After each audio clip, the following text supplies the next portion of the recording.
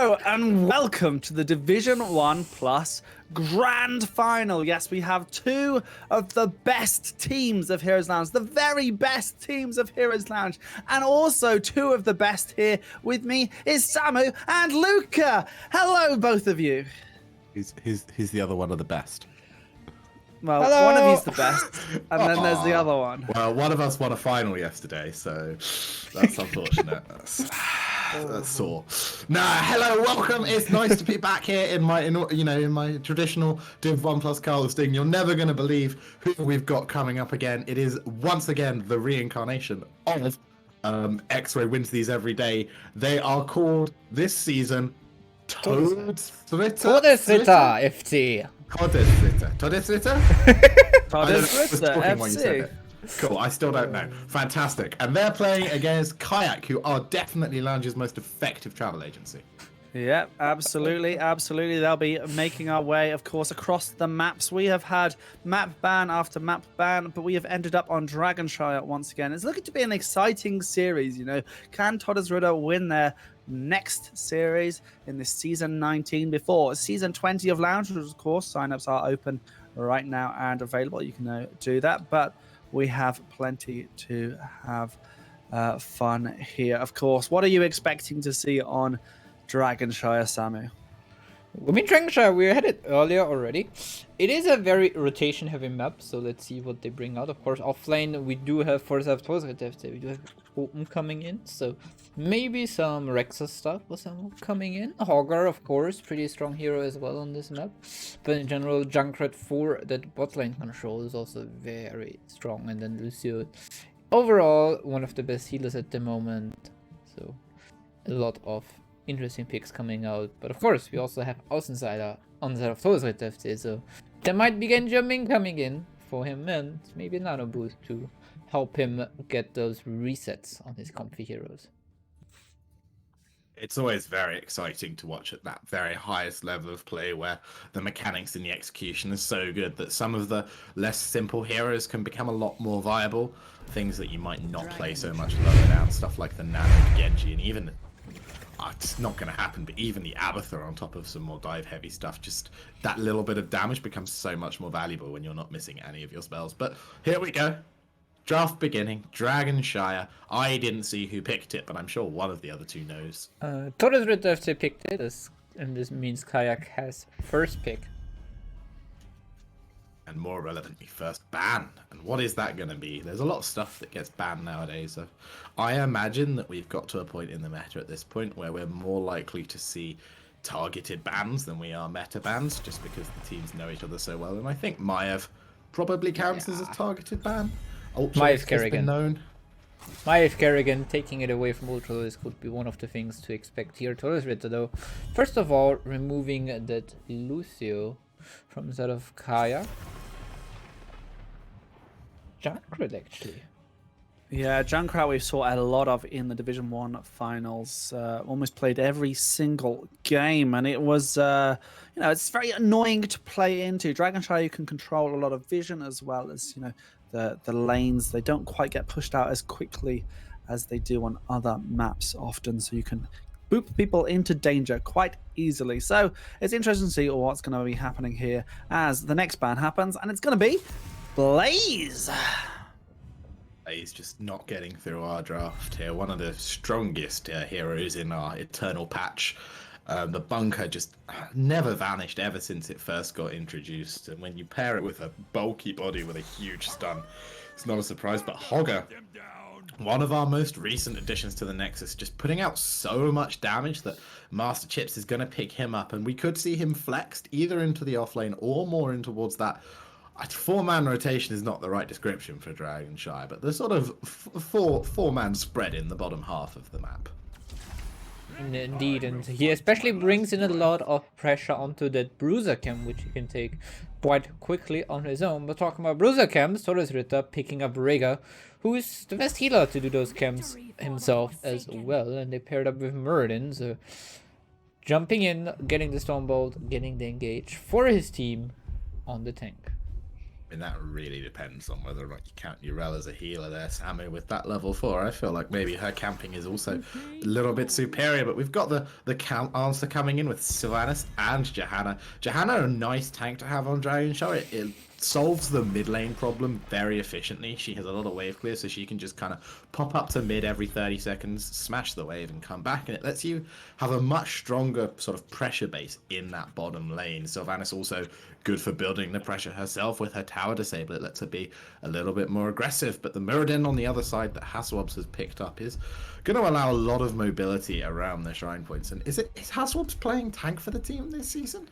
I mean, it might be, as we do have X-Ray usually healing, Colton on the offlane, Außenside, and Ultralisk on the DPS spot. So Hazu might be the one who is like, yeah, guys, it's fine, I'll flex for you. Very exciting. The old man reflex is not being trusted on the fast, nimble assassins anymore. That's a feels bad man moment. I mean, you know, if you have two young people like Außenside and Ultralisk, you would not mind giving them those picks with their young reaction time. This Kayak is removing the Genji, one of them. But Ultralisk picks up his Kayak and Copen goes for my boy, picking up the Haka, getting that global pressure in for Dragonshire here. It's a good call here. Once you've seen Hoggy, you kind of know that there's nothing too meta viable that's going to win you that lane, but the Haka will contest it to the stage where Hogger's not trouncing him, and more importantly, it gives you that global option to come and play for the rest of the map. And Kel'Thas Anduin's going to be that final rotation, so Sylv Kel'Thas is going to offer a very fast burst. They're going to try and look to shut down Ultralisk as he jumps in, or Hasselhoff if he maybe just gets a little bit too overexcited. And Oceanside is going to go for that Li Ming. Both sides here looking to draft team fight centric comps, so we should see a very nice explosive game 1 on Dragonshire. Yeah, these guys, they have really come out swinging. Kerrigan and Li Ming, that is going to be quite the blow up. Of course, you've got to try and find who it's going to be. Obviously, Johanna can take a little bit of poking, but can she take everything that they have got on the side of Todesritter? Of course, Anduin's there to help save the day if you are that team Kayak. Guys, a hard one to be. Of course, lots of prediction points are going over to the side of Todesritter. They are up there. They will be there for a couple of minutes into the game as well. It's a hard one for me to go for. Todesritter, they're so good and phenomenal. It's going to be exciting game 1 regardless. Well, let's see how we do as we go into game number 1 on Dragonshire. Yeah. To the left side in the blues, we do have Kayak going against Todesritter. We have Torgen playing Johanna, HDJ Hard on Kel'Thas, Link on the Anduin, Arion playing Sylvanas, and Master Chips on the Hogger. And on the right side, back to back to back to back to back, probably champions of the Division 1+. We have got Copen on the Dahaka. Oceanside is playing Li Ming. Hasselhoff is gonna be the Angry Dwarf. X-Ray is your Rhaegar, and Ultralisk has been given his Kerrigan, his namesake, as it were, coming into this level 1 clash, and everyone promptly gets to the bush and stops. Yeah, I'm not sure if it was really a back-to-back, or maybe 1 or 2 more backs or less. I think I'm ±1. I'm confident on the ±1. Here we go. As the clash starts and waves get cleared, people take a little bit of damage by standing too close to their minion friends. But now, X-Ray's having a little bit of a go. Yeah, okay. There's only so much energy you can interject to the posturing. Oh, big Iron Skin coming out there from Johanna, as maybe that rotation was a little bit hopeful. Kerrigan now on her way top, looking for that Auger. No, looking for a rotation to top. She's going to come back down now. Hopefully there's a collapse on Sylv, but Sylv stepping forwards there, sensing the danger and charging headfirst into it, is going to avoid that nice little setup from the red team. And again, just deathly even in this first minute. Yeah, Arian, nice spider sense there coming out. Sensing the danger, but now we do have an invade coming in. And Kerrigan gets the combo, but the pull onto Hogger keeps him alive. And they can take him out by Todesritter. Dado. That's some bombs coming in from Kel'Thas, but he's spreading. Copen drops low. Does he get out? Yes, he does. Evacuating very well there by the red team. Nicely done indeed. Yeah, don't mind me, I'm just going to cut you off randomly. Williams playing for the top point. Copen, though, he's in a little bit of trouble. Hogger's going to get the wrong side of him here. Stun misses from Hasu as well. Copen's going to be first blood in this game as they maybe just a little bit too quick to try and take point pressure here, the red side. Not as secure as they felt like they were. And that has given just a little bit of XP lead over to the blue team. But it is, you know, fighting over almost nothing here at this point, as the red side have started to secure the bottom half of the map. And yeah, the real win here that the blue team got, I think, is that dig that they force out of Copeland by killing him. So they've got a minute now on the bottom side where they know it's 4v4. They know the Dahaka can't appear, and they're using that to get their hard camp. But the red team are unhappy about this. But Rhaegar gets caught by a huge combo over the wall from Kel'Thas. He drops low. He has to run. Arsensider now is going to have to get his way out to safety, as well as X-Ray is just playing with fire here. But the assassins get caught by the turnaround house orbs over the wall as the camp was being taken by the protectors, the Anduin and the Johanna, and that is probably not a trade that the blue team were looking for. Indeed, and now with the mid lane, we do have the Haka in time taking this dragon, as we did see Kerrigan go down in the bot lane. Probably a Kerrigan combo. And a Rhaegar back. This Kerrigan diff here from Ultralisk making some beautiful plays there onto the Sylvanas, who felt like she had to step up to try and get the wave cleared. But ultimately, if you die trying to clear the wave still doesn't get cleared. And we can see now that already the lead is starting to build here for our back-to-back champions, as they are slowly and steadily opening up this map, getting it to look like they want to. X-Ray, though, sacking a lot of his health pool there for the chance to bide at Johanna. Obviously felt like she had wronged him in a past life. But as the Dragon Knight rotates down into this bot lane, I think they're going to try and get about half of this fort down. It's another about 12,000 health right now. We'll just see how much they can get. Maybe not as much as they wanted. Those House Swarms has been caught out, hanging out in the top bush. Has to jump into tower range, and that won't be enough for safety. Nice counter kill there as we sit 2 apiece, but with the front walls taken down from 2 of the lanes of the blue team. Very nice HP. But in the meantime, with Hogger double circling for the side of Kayak, while the Haka was inside the dragon and no one was covering the top side for Todesritter. They are pretty even at the moment. Nice spinner out by Master Jeps. Sidestepping the Kerrigan combo as well. Very nice done. Minion XP, though, sitting very even over the whole game, as is pretty much all of the experience. The slight bump coming to, well, neither side actually at this point. It's sitting almost perfectly level. Very well soaked so far, but the red team now, or the blue team now rather, have set up this bot side push with Sylvanas. Jumps in. He believed, and his faith was rewarded to some degree, but the wall will fall. Sylvanas still does not have her trait available anymore, though. Never mind, misread my graphic there. Johanna running towards Kerrigan. Ultralisk has been caught out here, tries to run away using the camp, just about gets away.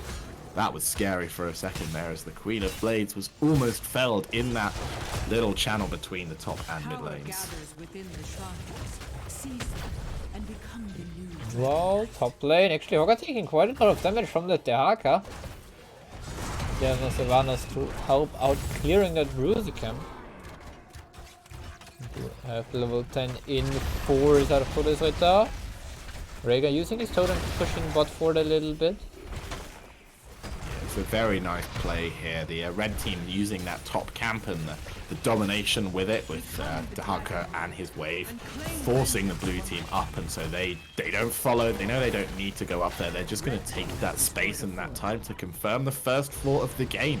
Beautiful little bit of map manipulation there by the old guard. And they now have set themselves up Dragon Knight pressure as well, Samuel. Indeed. Hogger there to interrupt it. No, actually Ming just grabs the Punisher. Meanwhile, silence comes out on Kerrigan, so the light bombing Kerrigan goes down. As the Ming is in the Dragon Knight, which leaves Todesritter with not a lot of damage outside the dragon. Very important kill there from the blue team, as Li Ming went for that dragon. They got the silence onto Kerrigan, and when she doesn't have access to her mobility, when she doesn't have access to her punch, she is surprisingly frail, and they were able to just take her down and really take the momentum out of this second Dragon Knight capture for the red team. And so now, once again, we will see this battlefield stay relatively level, as Li Ming has just been relegated to wave clearing the top with her Dragon Knight. But they might be able to take down that top wall. They have still got 20 seconds left on it, and you can't see Hogger being able to clear this as much as he might want to in that time. But here comes Ultralisk looking for a rotation, and Sylvanas just able to get safe from the combo there out of the bush. So close to a beautiful pick off there by That beast that is not my Kerrigan beloved. player. Not anymore.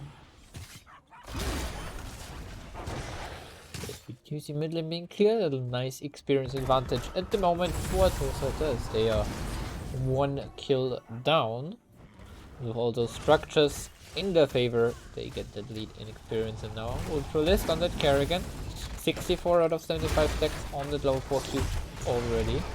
Very close to that big power spike, 50 additional damage after those 75 stacks already. The red team might have overstayed here.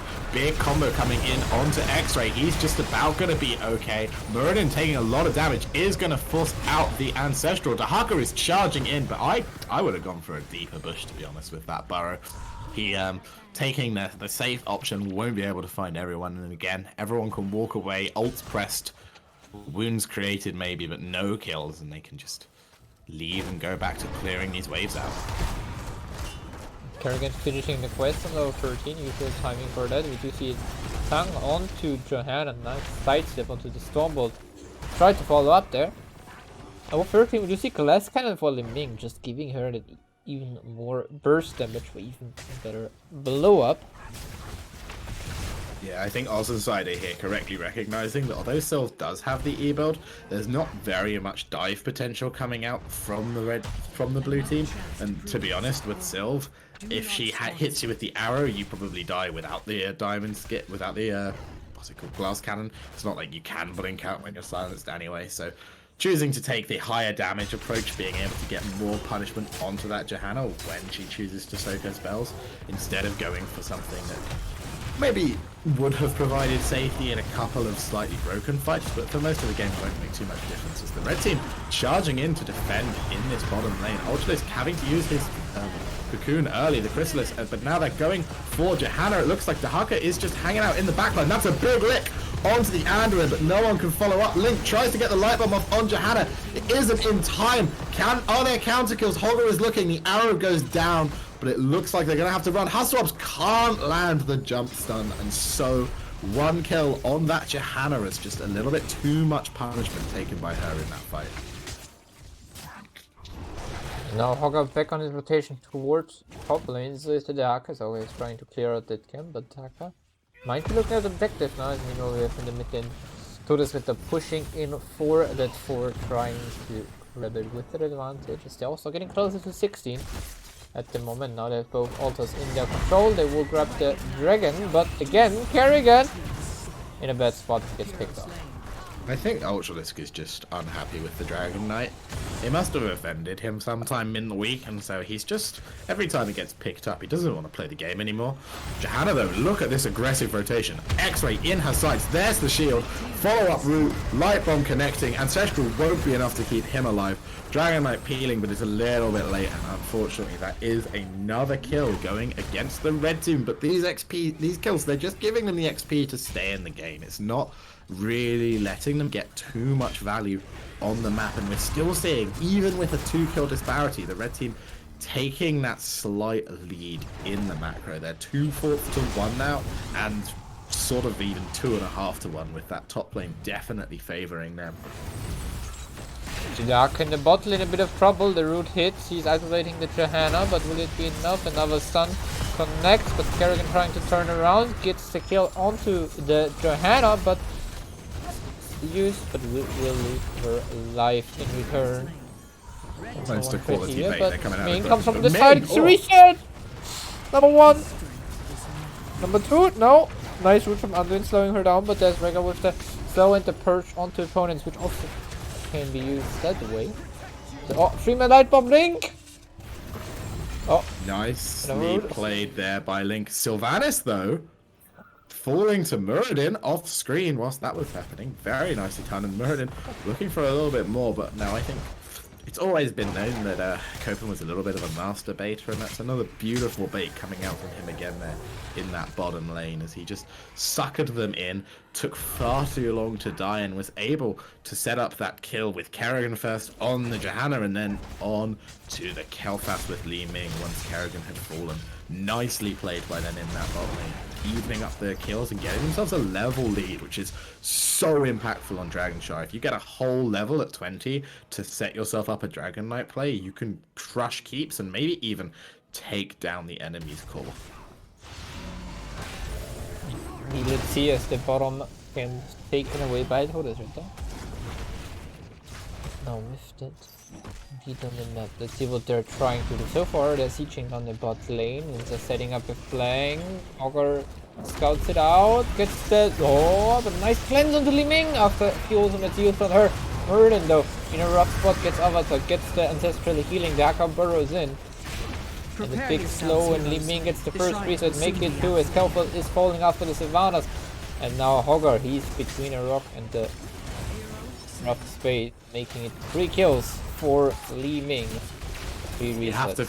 You have to feel a bit there for the blue team. They recognized 18 into 19. They had to make something happen if they wanted to stay level in this game, and they got a nice flank and a strong engage, but with all their CC only going onto one target, the cleanse was available, and once it came down, there was a beautiful turnaround from that red team. And then Oceansider, if he's allowed to put spells out for free in the middle of a team fight, people are going to take a lot of damage and fall, and that's what we saw. Is they're not quite done yet. Hasselhoff is going in for the Johanna. The pull is late from Link, and Hasu, no, not quite able to jump away. They keep taking it down with its final blow. I suppose that's a trade that he's probably happy with, but nonetheless. Level 20's here now, though, and I think there's a Dragon Knight coming. Maybe with that, the play for the Johanna might actually have been a small mistake, because we're going to see a good 30 to 40 seconds where Johanna is up and defending and Muradin is not part of the fight. So almost want to say nicely done there by the Johanna, able to just buy enough time so that they might yet have a chance of holding this. Red team are going to slow play it with the camp and not wanting to push it too fast, but they've only got a minute with the Dragon Knight, and again, Muradin's over half a minute away from making it to this front line, probably even longer. Let's see as the Dragon. He's walking down the bot lane together with a Bruiser came into catapults, following them up. Push away the Johanna. And it looks like they're trying to siege down this bot lane as Muradin just respawns, but he still has to make his way from the base to here as Kerrigan gets a combo onto Johanna, but she's gonna stay alive. The blink from Kerrigan also watching.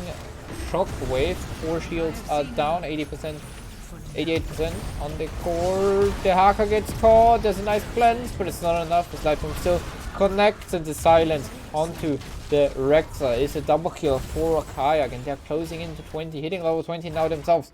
What will they do with this? Let's see. Sneaky try from Todesritter data in the bush. Maybe they have definitely enough burst damage to kill a target if they secure a Kerrigan combo onto it.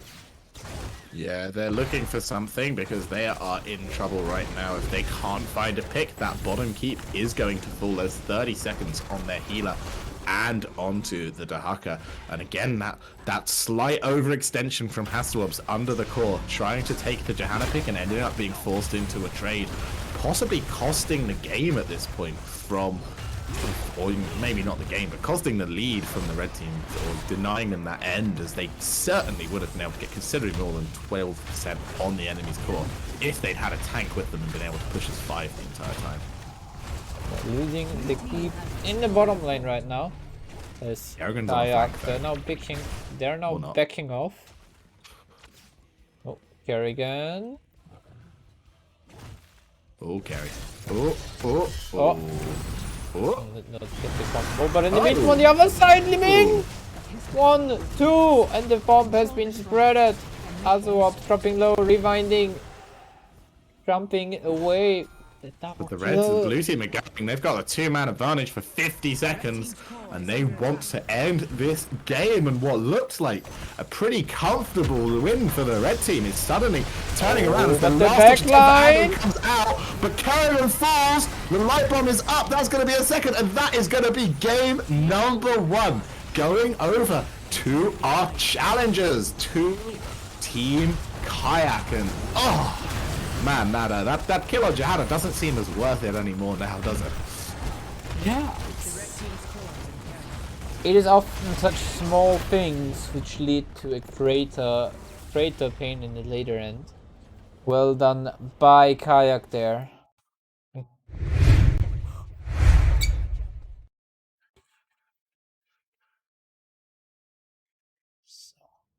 Yeah, well done by Kayak there, just taking that small misstep underneath their core from the opponent and pushing it to a win in the end.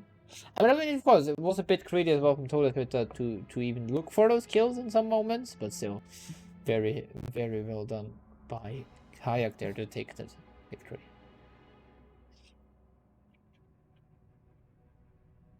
Transparent, you muted. Oh, yes. Yeah, thank you. Yes, very well done there by Team Kayak, taking the 1-0 lead against these champions of champions. Really sort of showing that Heroes Lounge is a great place for them to come back into it. And, the game, it wasn't just one in that swing. They still had to make sure that they were into that game. They were still there and getting through it all. It really is all part of it. You can't just count it out straight away after a quick turnaround. But no, this is absolutely a quick place to be for this game. So really well done to Kayak here. We'll have to see what gets banned out in the next draft or what doesn't. Luke, was there anything particularly impactful that you think got played there? I do think that ultimately we saw a little bit of hubris cause the win or the defeat in that first game. There was really no need to try and end 4v5 even with the 20 advantage, and I feel like had they just chilled, had they just accepted that, okay, we made the wrong decision here and poked away at the keep a bit, they still lead themselves into an advantageous game where they're up a keep at level 20 and just maybe a bit of disrespect or maybe just a little bit of enthusiasm getting carried away there, being punished as they took a play that really wasn't on, got killed, and then never really managed to stabilize after that point. They kept trying to find a little way back into that game, and they kind of got caught with Ultralist looking for something on the back end and the team maybe running to try and support him, going through that bush a little bit unsafely and getting very punished for that decision. So very nicely done there by Team Kayak, but you feel like for a large portion of the game their number was sort of up, and then they just weren't able to convert that. What am I meant to be calling them? Todesritter. They weren't able to convert that win that they had sort of earned for themselves in that early and mid game, especially in that mid game. Yes, well, absolutely. For map number 2, we do see Todesritter going to choose first pick over map pick, and Kayak bringing us towards Garden of Terror for game number 2. Yeah, Garden of Terror. Really going to be something here. Of course, Heroes Lounge Season 20 signups are now open, and Season 20 is going to have an extended map pool, as well as a few other special events. So please make sure you stick around for Season 20. Signups close on the 8th of January. We're having no off-season this time, but signups close 8th of January, and all the excitement will be coming out from then. So make sure you get signed up, ! Sign up in the chat. Take you to all of the details you have to do. But yeah, it looks like our teams are getting ready for this Garden of Terror map. Now, what are we expected to see here on Garden of Terror? I find Garden of Terror very funny. I think it is the only map whose battle plan changes as you move through ability levels. I think anywhere in the sort of lower divisions, Garden of Terror is an incredibly macro-centric map where picking split push strategies and picking macro heroes like you might on Cursed Hollow is very valuable. But I think as you get to this very top echelon, you discover that the sort of lack of a win condition makes it far more team fight focused. There is no sensible way to close the game out pre-20 or pre-second objective phase. So it tends to be that picks that allow you to win fights are more valuable, because even if you do end up behind in the macro, so long as you can find yourself those fights at level 20, you can usually swing it back if your team fight is stronger. So I'm expecting to see stuff that scales really nicely into the late game. Maybe some more Kerrigan coming out for Ultralisk, because we've already got lots of bans coming out. Lucio Brightwing in the same ban pattern as before from the blue team. Yeah, but Blaze has been the first pickup here. Garden of Terror, really good thing to have some wave clear, as well as some impactful stuns coming in from the side. The fact is, the objectives on Garden of Terror, there's a lot of angles to be protected, and Blaze does a great job of stopping any of those angles. But speaking of which, the hacker might be coming in from the back. Samu, you're happy? I mean, yeah, definitely. We do see a beautiful offlane matchup. Blaze, of course, also having the advantage that he can just stall from a long distance compared to most other offlaners to order the objective. And then, yeah, on the other side, Sylvanas, the hacker getting picked up. The hacker, of course, having that global pressure with the potential for one who collects on level 4, even getting a lot of mercenary damage going. And Sylvanas as well, split push, very, very strong on her side. But for now, Todesritter, they pick up Muradin again, but this time they put X-ray on it and they secure the Genji before it gets banned by Kayak. What do you think of Looks that like Genji, Hasselhoff's- Luca? I was going to say it looks like Hasselhoff has been demoted. Not impressed. The red team with his tanking. They're going to see if he can manage to heal. Gotta have a little bit of fun, haven't you? I like Genji. I like Genji a lot on this map. Genji is really strong if he can hit you from out of vision. Right, it's a little bit like Zeratul, but in a much more straightforward way. Zeratul's a little bit of a 1v1 and feels a little bit cheesy, but Genji is nice and straight up. If he can come at you from out of vision, you can't prepare for his engage, and so he gets that like half second on you, and that's usually all he needs. And especially on top of this heavy stun combo from Muradin and Blaze, whatever ult he takes is going to pack a lot of damage on top of that enemy team, and I think we're going to see him get a lot of work in. In fact, he might even have inspired that Tyrael, but can we pretend about judgment, or do we know? I don't know. I feel like I want to pretend. I think we certainly can pretend, especially as Sergeant Hammer has now been picked up. Now that is a real Hazuop special, so we may see that swap around, but I'm sure everyone is there. But there is the Chromie coming out here now for that side of Kayak. Chromie, Samu, what a pick here. Yeah, I really like the Chromie. We do not see a cleanse on the side of Todesritter, but they do have the bunker, so it's definitely a safe tool from the side of Temporal Loop. But in general, the long range poke against Hammer, that's pretty nasty for her to deal with. But yeah, Ultralisk also plays a fair bit amount of Hammer, so I'm not too surprised I didn't swap here. Yeah, the Hammer Genji can lead to a slight disjoint at level 20, but I think with players that have played together for this long, that shouldn't form too much of an issue, and that the dive potential can always be just backed up by a very big gun Hammer likes to take at level 10. Yeah, well, here we go. Let's go into game number 2 on Garden of Terror. Take it away, guys. On the left side in the blue, 1-0 in the lead at the moment. It's Kayak. We have Torjan playing the hero Link on Undoing, J Hard playing Chromie, Arian on the Savannah. Last but not least, Master Chips swapping to the hacker for this game. And there's a minor pause. I think I'm going to go ahead and introduce through the pause. I'm sure it won't take very long. On the red team, we have got Kopen back again on that Blaze. Olsensider trading in the Li Ming for the other reset mage, going for that Genji instead. We have got Ultralisk now as the Sergeant Hammer. X-Ray has been, told to step up into that Muradin role as Hasselhoff's has been tucked away on the on the Decade. That's why we have paused. Exciting.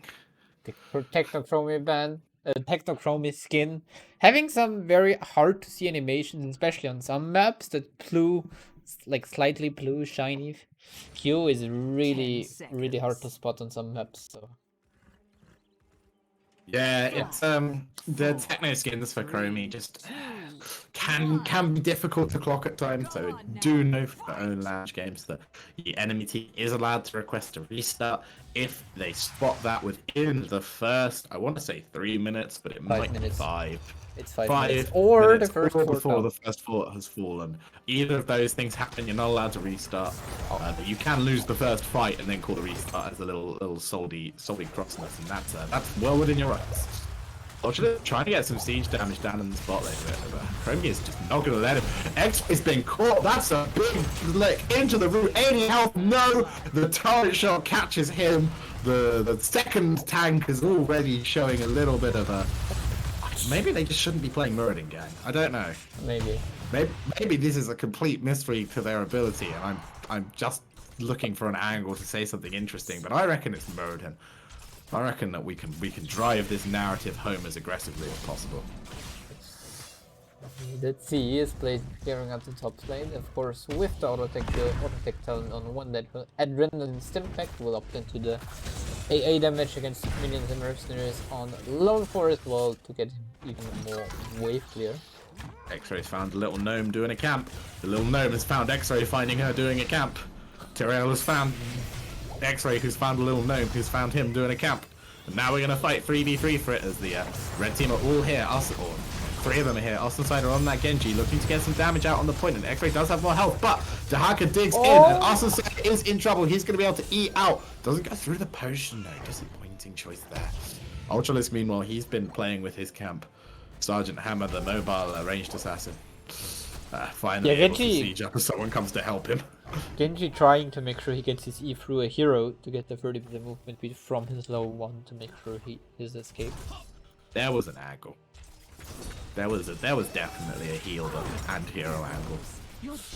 He was looking for it, he just missed it. I get employed to flame these guys, that's my job. They needed Meanwhile, top lane! Savannah's doing Savannah's thing, turning off structures, and Dark helping her together with the siege camp, pushing in and getting some significant damage on that wall. As the first tower goes down up here. Bot lane, a little bit of counter pressure from the red team, sort of making that mirror on the opposite side, but they have got some pressure in the top side as well. Looks like the first seed is going to favor the blue team, so probably not going to see too much of an attempt to play for this from our red side, as Ultralisk is also stuck on camp clearing duty. Nice engage down onto Link though from Außenseiter and X-Ray, not quite able to clean him up as Chromie makes just a little bit too much damage on the ground for them to stay and fight for it.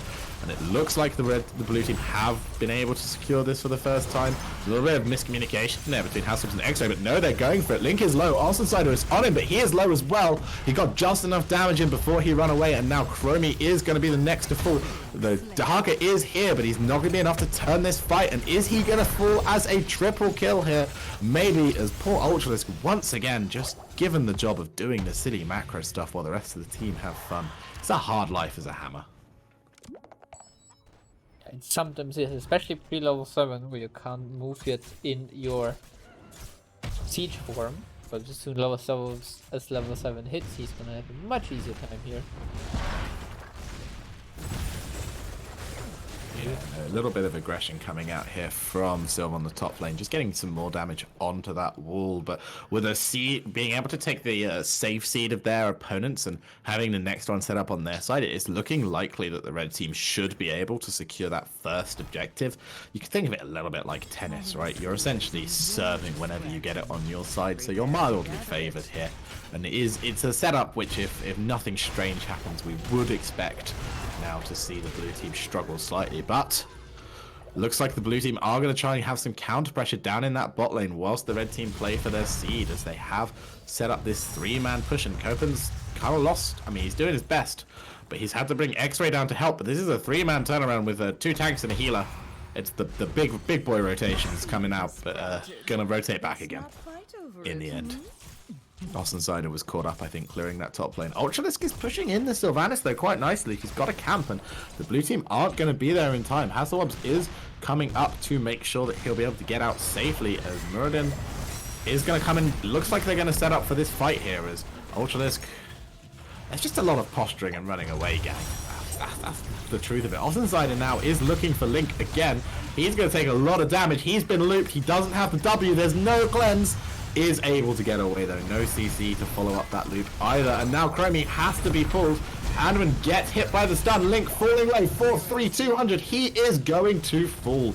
A nice kill there from the red team, fighting under Hammer's radius. And Ultralisk now going to start hitting that tower as Trojan on the Tyrael, caking a lot of damage here as well. And now Sider is behind the red team. They're trapped, but the hacker digs in, looks for a lick, finds Muradin. Is he going to fall? No, he is not, and Tyrael goes down for the blue team. Beautifully played out here by the red side. There's a nice lead starting to form there. They've got their level 10s, and here comes the Dragon Blade.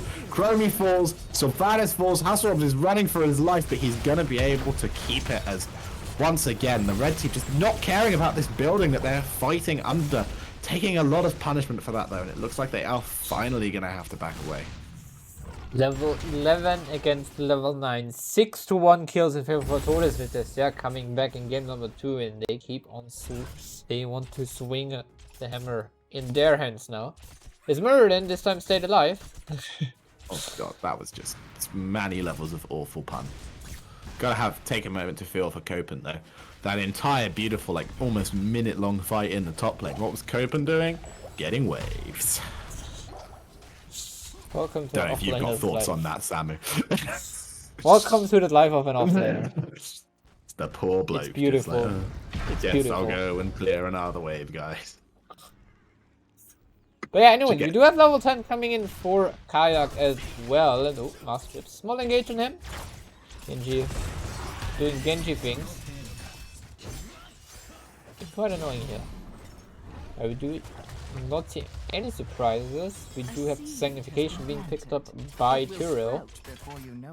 Yeah, it always felt like it had to be. They're going to try and use that Sanct to survive long enough through the Dragon Blade that Genji takes too much damage and kind of has to leave. And once that turnaround happens, the threat from the Blood team kind of dies down a lot. And so they could use the Harper in the backline along with Arrow and Light Bomb to just try and take down one of the backliners. I reckon they're not going to be playing too much for Muradin or Blaze here unless they volunteer themselves as tribute, which is obviously not impossible. As they've got more of a setup here that's going to let them punish some of those backliners who step up too much in that moment where it looks like they're winning the fight. Speaking of Hasselhobbs, he's not got an ability to all.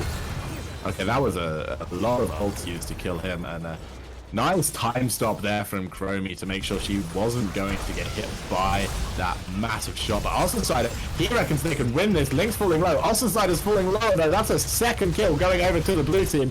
X-Ray's in trouble now as well. The Hucker's turned up to lick him. He's jumping away from the bunker. Copen inside there, currently quietly cursing as he put all that effort in just to get there to support him, only to be ignored. And now him and Ultralisk both running for their life here. Team Terran are just about able to get out though, and that is a nice double kill going over to the blue side as they're going to step up with Sylph to try and take this fort. But X-Ray reckons they're not done yet. Even 3v4, he's going in. Stun can't quite connect. Hasselhobbs has arrived, and the teams are just going to politely decide to leave as Master Chips was off doing that darker thing in the off lane. I mean, Decker is a scary guy. Look at him. He's got stick. Definitely need to use some ults for him.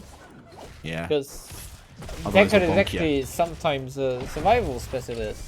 Very hard to kill, but in the meantime we do have a charge onto the Yaka down here in the bot lane. His Copen is dropping very low on the plate. No bunker available for him. He has sleep coming out from the Decker. The Decker, he gets counter engaged by a temporal loop, and the light bomb as they again do want to get rid of this old man and his potions. Second on that side, can they get out? There it is, there's the turn. X-Ray is going to start taking some punishment, but Sider is in. He is 20 seconds away from his ultimate. Copen drops the bunker. It doesn't look like Tyrael is going to be able to get out of this one, but can his damage make the trade more favorable? It's just going to land on X-Ray. It's still going in. That's a a strong set of belief there. And poor Dahaka is left all on his own, can't quite get the lick off on X-Ray. Is just going to play with them a little bit to make this tribute a bit harder to cap, but I don't think there's going to be much more he can do as Blaze with a nice bit of peeling. It's going to be first objective going over to the red team. Yeah, first objective will grab top fort for sure. That's on the 500 HP. Also bottom not looking too healthy down to 5000, but the mid lane, that's where a lot of HP lies in the scrappers of Kayak, and Todesritter knows that, so they come to the mid lane as well, stun to the Andui, just poked a little bit, but the Garden Terror is taken out already. Yeah, Copenhagen now with a flank set up here, and this 5 down the middle split is creating problems for the blue team. They have to try and hold this fort as 4 whilst Dahaka is defending one of the lanes, and as they go down to defend this bottom keep, they are now going to be sacking that mid fort. And will the red team push their luck any further? It looks like they're going to knock on the door of that keep wall, but they're on top of the Chromie time trap, and they need to be careful, because if Chromie gets there in time to catch them, there it is, there's the stop, armor reduced, and they are just going to run for their life. Knocking on mid keep's door. That's the one. Yeah, alright. Yeah, they are meanwhile clearing out the top lane, making sure the wall there stays safe, as the bot lane does as well after coming to us to clear that one. But now we do have 2 camps taken, very close to each other. They have to back up there. With level 16s so close for the red team, the blue team are going to be a little bit aggressive here, actually looking for this fight. They managed to secure their own camp. The sleep from Hasselhoff is quite big. He's telling a very good bedtime story, but the ISO on Oceanside is the real story of this fight. The Sanct going to create enough space as the second kill goes down. That is very nicely done here by the blue team, making full value from this Tyrael, and nicely played there, turning that fight which looked like it wasn't going to be favorable to them. And I wonder if maybe the red team, just in a little bit of disbelief that they were going to take it, getting caught out. And again, it is just these half-second margins where if you can ever find something to give you that little advantage over your opponents, it's enough often to turn it around at this level. And now that fort is forfeit in the bot lane. If they can step up and maybe get a little bit of damage onto a keep wall or onto another fort, they can start trying to equalize this map out as the siege spawns again on their safe side. Lead low 16. We currently have a lead in terms of experience for the side of Kayak even. With the seed spawning in the top lane, let's see if they just go and grab it. But it seems like cameras on their way. Maybe? No. Let's just clearing out the mid while the rest of the team takes care of bot wave as well. Grabbing those XP, making sure Todesritter is not falling too far behind before level 20 hits on the other side. Yeah, it's still quite a small window, so it's not too scary at this point, but you just got to keep on top of it. Make sure that whatever advantage your opponents get is as small as possible, and you kind of just got to pray that it doesn't come at a time that is too impactful. It looks like this seed will be forfeited, but Blaze is just going to stand in that annoying spot on the other side of the wall. Put some hot fire down on top of everything. Oh, his Q doesn't quite reach Link there though, and X-Ray's going in. They're not ready to give yet. Ult's coming down, damage onto the Anduin, but the loot comes out onto getting a huge arrow hits many of them, Merlin falling. Everyone else is alive for now. The Dragon Blade is being traded back, but the Sanct is there to answer it. It doesn't get them a kill though, and Genji keeps going. Tyrael falls first. Dahaka falls second, and Oceanside is cleaning up this fight. Link is going to go down, and it looks like Sylvanas is going to run for her life, but I think Ultralisk has got that final tap from the auto attack. 4 kills to 2, and you feel like once that Sanct came down, the blue team just overstayed a little bit, and red team were able to punish it. Very nicely done by them.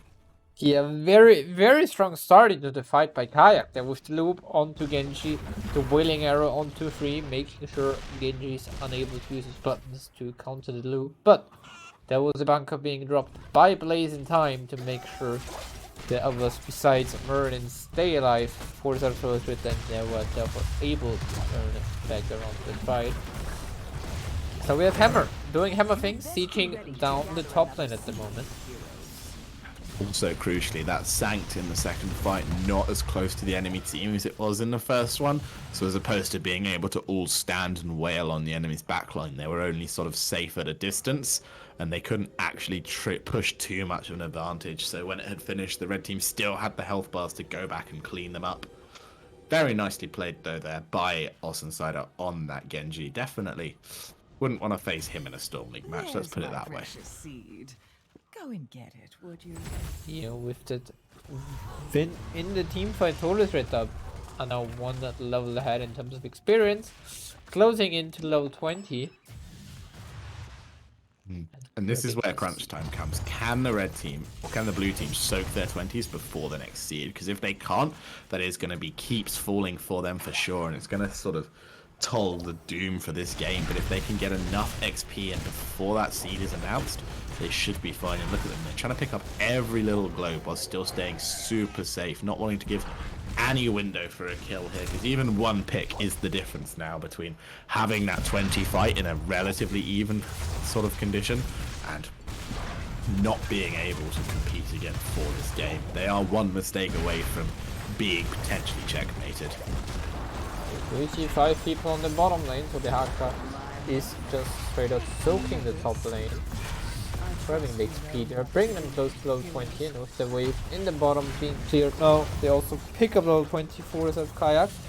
The next seed spawning in the top side will be the middle one. A nice bit of keep damage there, and pulling out Sylvanas is unstoppable as well from Muradin, nicely played by X-Ray, just feigning a little bit more aggression and being able to trade those short cooldowns for a much bigger one. And now Dahaka with an early dig just to make sure that they get that wave pressure in topside. They haven't got a fort unlike their opponents, and they know that this is an important fight. They cannot give this seed. The red side, on the other hand, they're taking their time. They know that if they cap the seed if their opponents cap the seed super fast, everything's kind of okay. And Ultrask even just willing to burn his ult to make sure they're forced off, but Master chips on the Dahaka. He's taken a bit more damage there than he wants to, and now X-Ray is in position. They're starting to ask the questions of this seed capture, of this potential objective that could lead to the end of this game, Samu. Jump by Muradin, rewind as well. Signification used very early on, and there's a huge sleep silence by Deckard as Sylvanas probably now gets the blink into safety, and now Cruel getting stunned out, taking damage, and sieging up. They're starting to run away more and more. Genji is the only one who did die so far, but Todesritter, they still have enough pressure to just pressure away.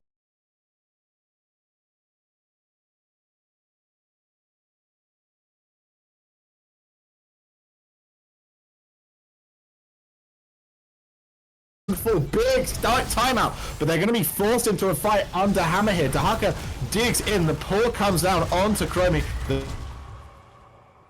No! Report my internet. I'm sorry, guys. Yeah. Genji down, but this should be a dead Chromie. Finds the stun onto Chromie, sieging up here on that hammer, not able to get an auto attack off though, as a fantastic contagious isolation comes out from Master Chips there, maybe keeping his team in the game, but maybe not, as they're still 4v5 without a healer, defending this push from 2 different terrors, seed thingies, I don't even know what we call them anymore. Dahaka just able to get his E off there and get it to a little bit of safety, but it's looking like that might be all. Sylvanas has to blink out the Sanct just about in time, but can they get anything with it? I don't think so, as Tyrael gets hit by the ult. He goes down, and now there is no way of stopping Ultralisk on this death march to the enemy core. It looks like it's going to get tied up 1-1 here, as Chromie as well just hanging out in that time trap, and a little bit of a decision there made by Ultra to stop hitting the core until Chromie had died. Very nicely played though, and 1 coming in here as the red team take 1 back. Well, let's see if we are about and if there's a Samu. I mean, I do be here, but my game decides to freeze, so we sadly did not see that last fight. It was too brutal from Todesritter as they took map number 2 into their hands. Yeah, they did indeed. 1-1 now. Todesritter to Kayak. It has been quite the series so far. And, with that one, there's definitely much more dominance coming over from Todesritter this time. Really playing in their enemy's half quite a lot. I mean, that Genji being able to close their gaps, of course, the pressure that Hammer can put on is just phenomenal. It's going to be a tough one. But Kayak did show life, of course. They got 9 kills of their own and having that sanctification as well to really help out a lot of the time. Superb stuff coming out from both teams. It's going to be a close final, that's for sure. So it seems like we are going to be waiting on seeing what Kayak go to pick. And it seems they are going to be going for first pick. And we're going to be going to Sky Temple. Sky Temple a little bit more macro focused, and I do feel like that might favor the red team here. I do like that for them. We've seen a very similar story in the first 2 games. The red team with a slightly stronger command of where they should be and what they should be doing at different times than the blue team, able to take clutch fights against them and definitely on a micro scale able to hold their own, neither side really being like dominant in any specific or in overall fights. Definitely some individual plays being made that are able to win the fights, but you never feel like going into a fight there's a foregone conclusion. But the red team always able to just eke out a little bit of value in the downtime between fights. And so Sky Temple is a game which ends very suddenly. The buildings just kind of get taken, right? The objective does direct damage to the forts and the keeps, and then finally to the core. And so if they can edge out these early fort wins, suddenly the map becomes a lot harder to play. It's very hard to be behind on Sky Temple. Yeah, they're going to have to see what they can do here, of course. That boss at the bottom is a big decision point around trying to catch up. So are we going to see some boss control mechanics like a Falstad Gust, or are we going to see that sanctification come back in again? It's all up to these teams. Of course, you can sign up for Heroes Lounge Season 20. It is available to sign up for now. Sign up. Though I'm sure Eric Swift will also post the link to Season 20. We're going to have an extended map pool. We're going to have our own ARAM sort of tournament going on at the same time, as well as the Nexus Rumble, and just generally a lot of fun. Hopefully, if you want to get involved, maybe you enjoy doing statistical analysis and want to sort of help with writing some blog posts in that sort of sense, get involved. Let's go to game number 3 here on Sky Temple. Oh, wow. Yeah, I feel like I heard Transparent talk about the most innovative tournament ever, but we can't do that bit now because we're here. Sky Temple, map 3. Sam has got his computer all sorted, and we are ready to go. Well, it's, he got the gaffer tape out. He's taped it up a bit. It might not fall apart for at least the next map. That's the hope, right? In Samu, we trust. Hope it stays like that as Kayak. They do have first pick chosen after losing the last map, and therefore they also have the first ban coming in, and Maev it is again. Yeah, Maev again. That's going to be a hot one to watch out for. Of course, Lucio banning on the other side of things. Now, Sky Temple, a bit more global here. Of course, there was global sort of pressure ability in Garden of Terror, but Sky Temple, it really does become a tough place to be. And they're not going to play into the hammer this time, voiding their previous ban, saying that was just a little bit too oppressive, and worried that they don't feel like they'll be able to play into it on this map at all. And with the first pick, you do get a little bit more control, so they've got options to some of those higher priority picks. The Hogger is still available for them. The Brightwing that has been denied up until now is also up there, as they're not willing to give Trojan a game on that Johanna again after game 1. Yeah, let's be real. Hammer players are disgusting. I would definitely not play on a team with a hammer player. That would be very wrong. Nope. Anyways, Kayak first picking the Blaze again is in, but this leaves the Hacker open. Second pick by Todesritter, it was gonna be Sylvanas, and let's see what they pair her up with. Saka is open. Diablo would be up. Brightwing is also in. I'll be the Muradin. Oh, it's not the Muradin. Hogger. Yeah, I was thinking a similar thing there. That they've picked Muradin a lot just to feel sort of comfortable, feel flexible. It's a very high Muradin prio as well that we've seen so far. I wonder if that's going to be banned out in the second half here. I mean, I'm sure that X-Ray can play other tanks because he's played tank for a while, and I'm sure that definitely whoever it is that's tank. Oh, maybe someone else is tanking this time because Hassel's been allowed to play an assassin now. Yeah, well, Maybe we'll they've got a see. We rotation will see, of going on. course.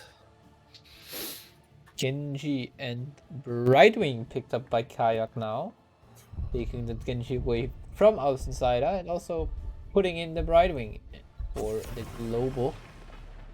Yeah, obviously something else they have in mind banning here. The Brightwing does look good. You definitely don't want your opponents to get that Brightwing when you've got the Genji. So the Genji Brightwing rotation just making a lot of sense. And Brightwing often a deciding factor in drafts that involve Genji. Whoever gets to lock that one down tends to feel favored at the very least by those couple of picks. Obviously, you know, you can still mess it up and do things like pick Artanis, but I mean, they can also it's a play nice- Brightwing Bomb.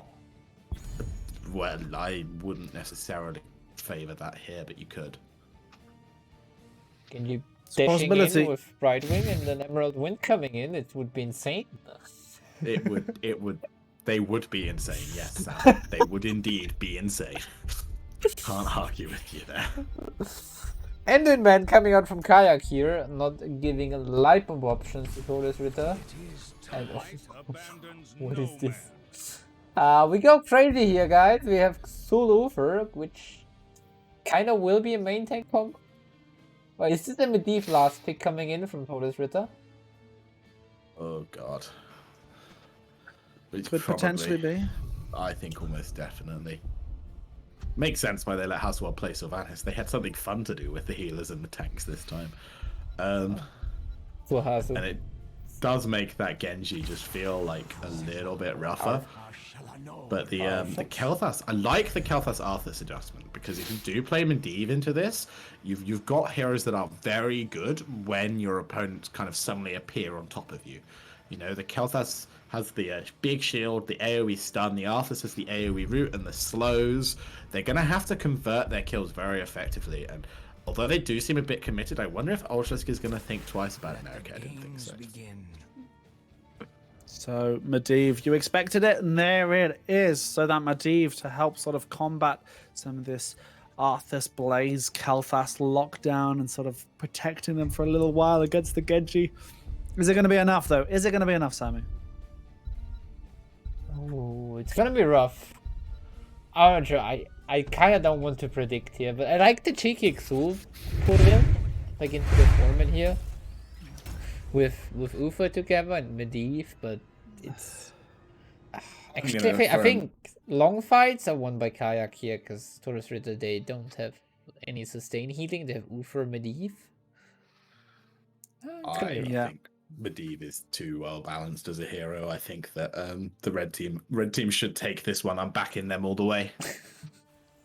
Well, take it away, guys, on Sky Temple. Let's see who wins. Number 3. To the left in the blue, Kayak losing the last map, but they're now even against the opponent's Torjan on the Arthas, ATJ Hard on Kel'Thas, Arian on Genji, Link on the Brightwing, and Master Chips on the Blaze. The red team. Sylvanas is going to be played by Haswell. Außenseiter is now Uther. X-Ray is going to be your Zul. Copen is going to be your Hogger. And the cheater himself, Ultralisk, is going to be Medivh. And to be very clear, Medivh is the cheater here. Don't want to make anyone cross. Regretted that introduction pretty much instantly. He even has a 20 talent that's called Medivh Cheats, so he's accepting the fact that he's cheating. Yes. Unlike Ultralisk, who is a very fair and honest player, and we have no reason to believe he cheated. And I feel like now I've made it worse by trying to clarify it. Why did Ultralisk cheat? What do you know, Luca? Exactly. He did, I promise. It was a bad intro. I've got to put the shovel down, Samu. The bottom Anyway. Ultra is just building his stats slowly. He's up to 8 already, so maybe slowly was the wrong word there. Getting up to 9, but I think his Q might now have been whiffed. Maybe not, he's still got it. Just chilling. We do have Medivh portaling mid lane, clearing wave, and Medivh leaving again because That's what you do with Medivh. Could have been a long game if we're calling every portal, Sam. Oh. Yo, there's another portal, let's go. Oh, look at him go, he's flying for that XP. Oh, big. And now he's... yeah, Meanwhile though, Genji going top lane, interrupting Hogger and Zul a bit, but interestingly enough, Zul is helping at the bruiser camp and not clearing waves.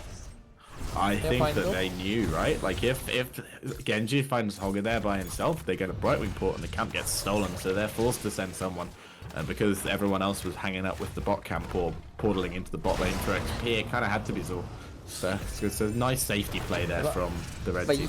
usually you wanna port Zul into the bot lane and run to the camp of Medivh. I don't actually know if that's Anyways, true. level 4 is in for Todesritter. Kayak also hitting level 4 themselves. Big shot coming out from Uther's level 4 talent. Someone even say a holy one. But we do have Sylvanas in the top lane getting stunned. Genji, does he? Nope. 1-for-1 trade up here. Brightwing porting in, but it's under the blaze, a bit too late here. Yeah, I think maybe a little bit late with that port. I imagine he was busy brawling with Zul and so had to get out of range so that he couldn't get stunned out of the port, but Or feels a little it bit was a raw for the cooldown. poor Genji. They can teleport. It's 2 yet. seconds until the route connects, so it takes 2 seconds to teleport. Oh, maybe she was against Uther. I don't know. I wasn't paying that much attention. Am I allowed to admit that as a caster? I think you are. I wasn't doing Anyways, my temple job, so spawning. Uther poking Arthas. Battle here, just pressing Q on each other. big Qs coming out there, and unfortunately Arsensider's Q wasn't as impactful, and so Trojan able to walk away. Nice 1-for-1 trade here though, and the teams are going to be happy with that. Blue team though, trying to push Copen off of this top point. 3-man rotation coming in. Olsensider is doing his best to keep him up, but I don't think they're going to be able to recap that point as Ultralisk and Zul are both still down in the bot side. So Ultralisk instead, he wants to play with Arthas, play with the Chili Boy.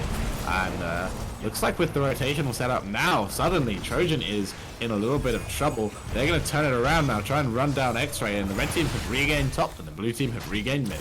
But Ultralisk, is he going to be in trouble? Runs away from the base, but the Kel'Thas gets the stun. 200 health. He is going to fall. Stacks reset, and that is a feels bad man moment. And Hasselt and Copen just kind of finished top off. I don't know.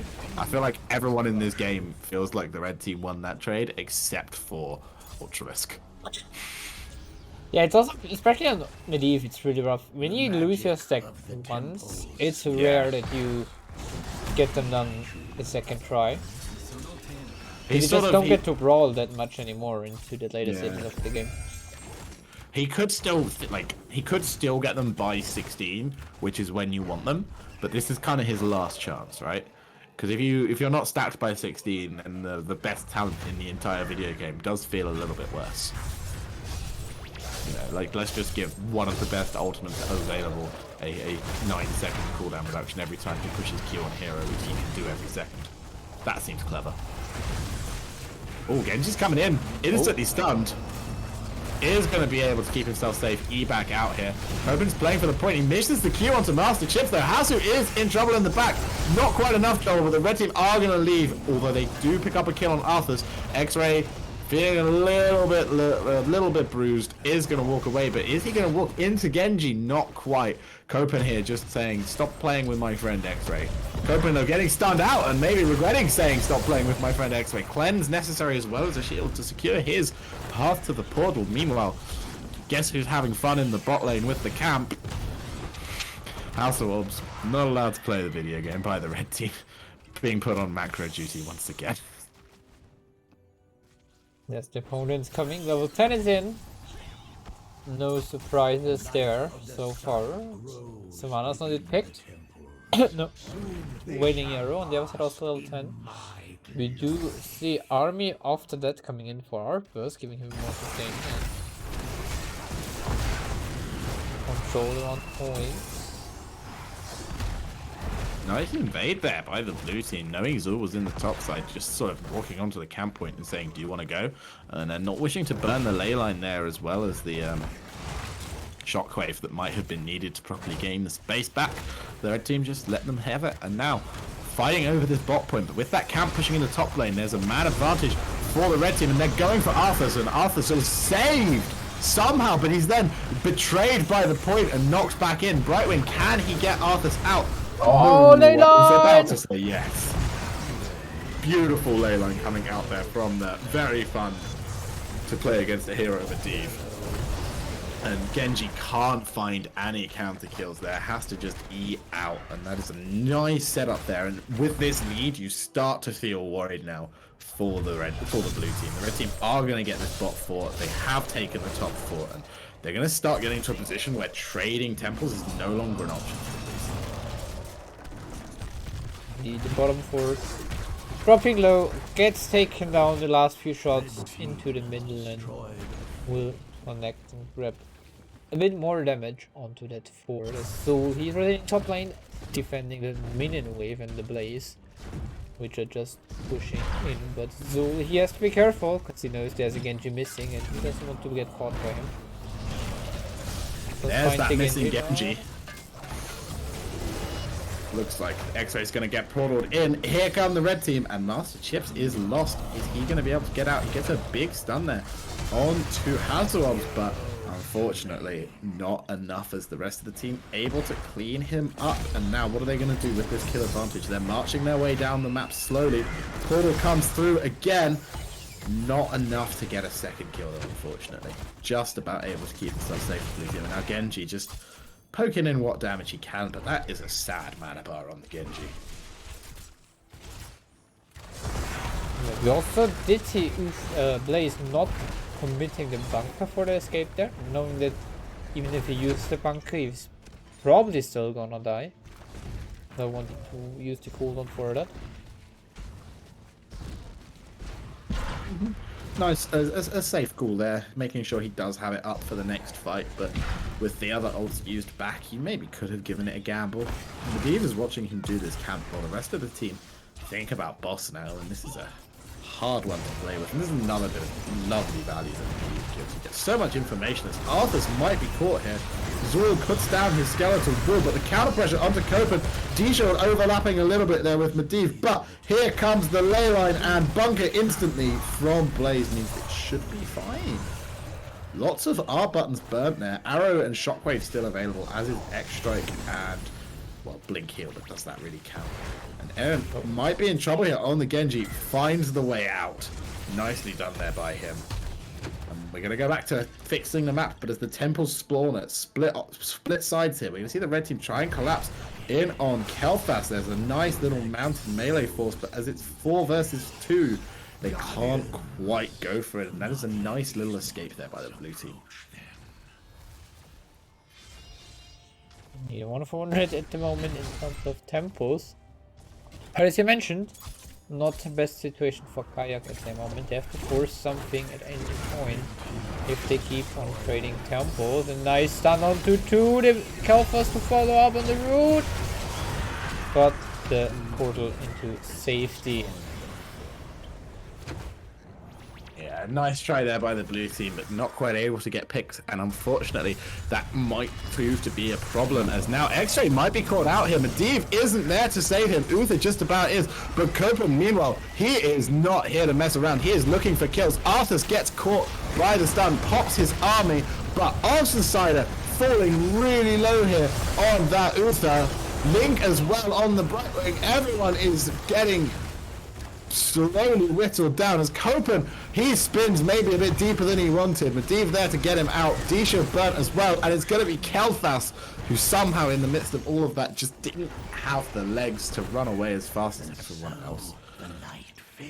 Meanwhile, Blaze on the top lane, taking the temple, securing 2 forts for his team, and the bot lane taking also a lot of damage. But with this kill in the bot lane in Todesritter, they will be able to secure the boss and get pressure onto that bot, keep on the side of Kayak. here, but just the quality of Temple Flux comes in. Although that ult was used in the team fight with level 16, Medivh can just free AA the boss, get 3% off his cooldown every time he does. 3% of 80 seconds, that's 2.5 seconds almost, right? 4 AAs takes 10 seconds off your cooldown, 6 or 8 AAs, you're looking at 20 seconds off, and basically you've got it back again for their attempted boss steal. It's actually 2.4 for any map aficionados in the chat. Boss push though here with Sylvanas as Hasselhoff is just hanging out in that bottom corner with his D on the building, making sure that the boss gets as much damage as possible, but they're playing for him. Coping there with a nice little bit of CC.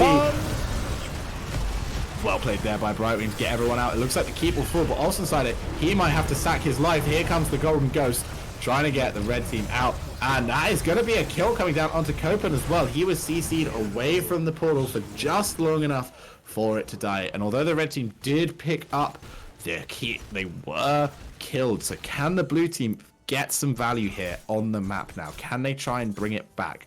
The Pemple's going to activate in that top lane. I'm not sure what they can get. They are 3v5, but their comp just doesn't quite have the macro to like aggressively force things. Also chat mentioning, yes indeed, it's not pummel on the hover. It will be dust level, so getting 20 armor if you're below 50 health when you press your spin, or 40 armor if you're above 50 rage on the spin. So yeah, quite interesting to not see pummel into Genji and help us with a two really strong targets forward, I would say, with the 5 power reduce. As well as the slow on to Kalpos, making sure he's not able to move away.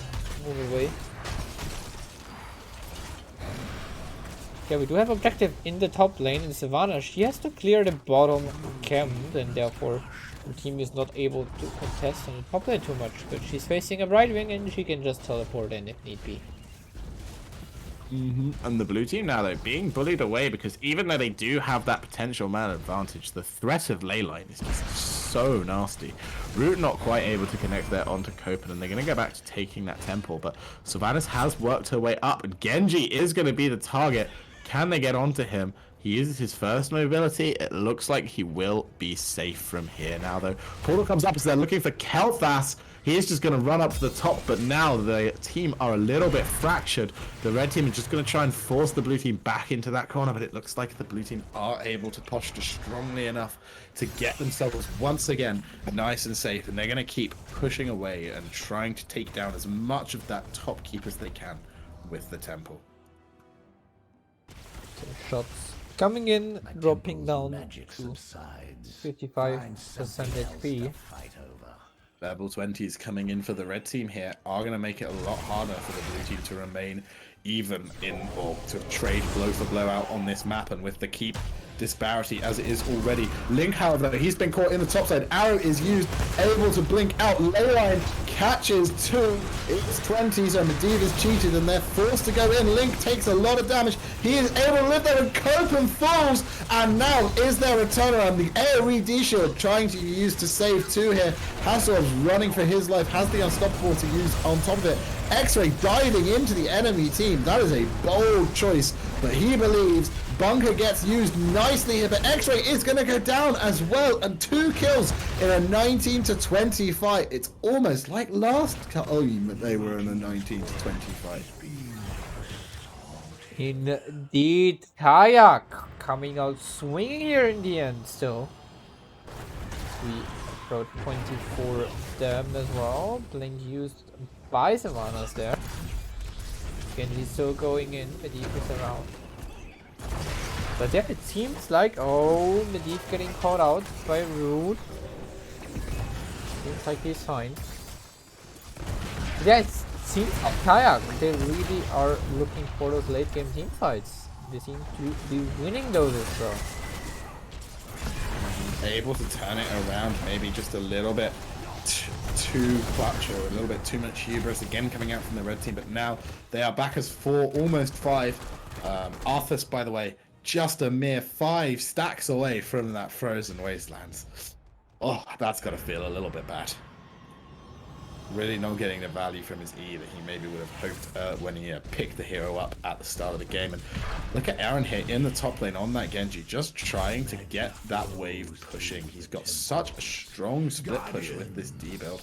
And now that the red team is shown in the mid lane, he can use his Qs as well to really try and level that keep. And it's an interesting setup, but they can give the sort of first half of this temple and then come and fight for the final shots. And that looks like what they're going to do is they've now got pressure in the top lane, but it looks like the red team might not let them. They've got the ley line on Kalthas. This is the worst case. Arthas is in trouble though. The split focus may be enough to save both of them in this fight. Copen, is he too deep again? Doesn't look like it. Big silence comes down to support his position. Genji now on the back here. Are they going to be able to get something done? That was very bold. In he goes. He gets the X-Strike off. The CC can't quite be changed.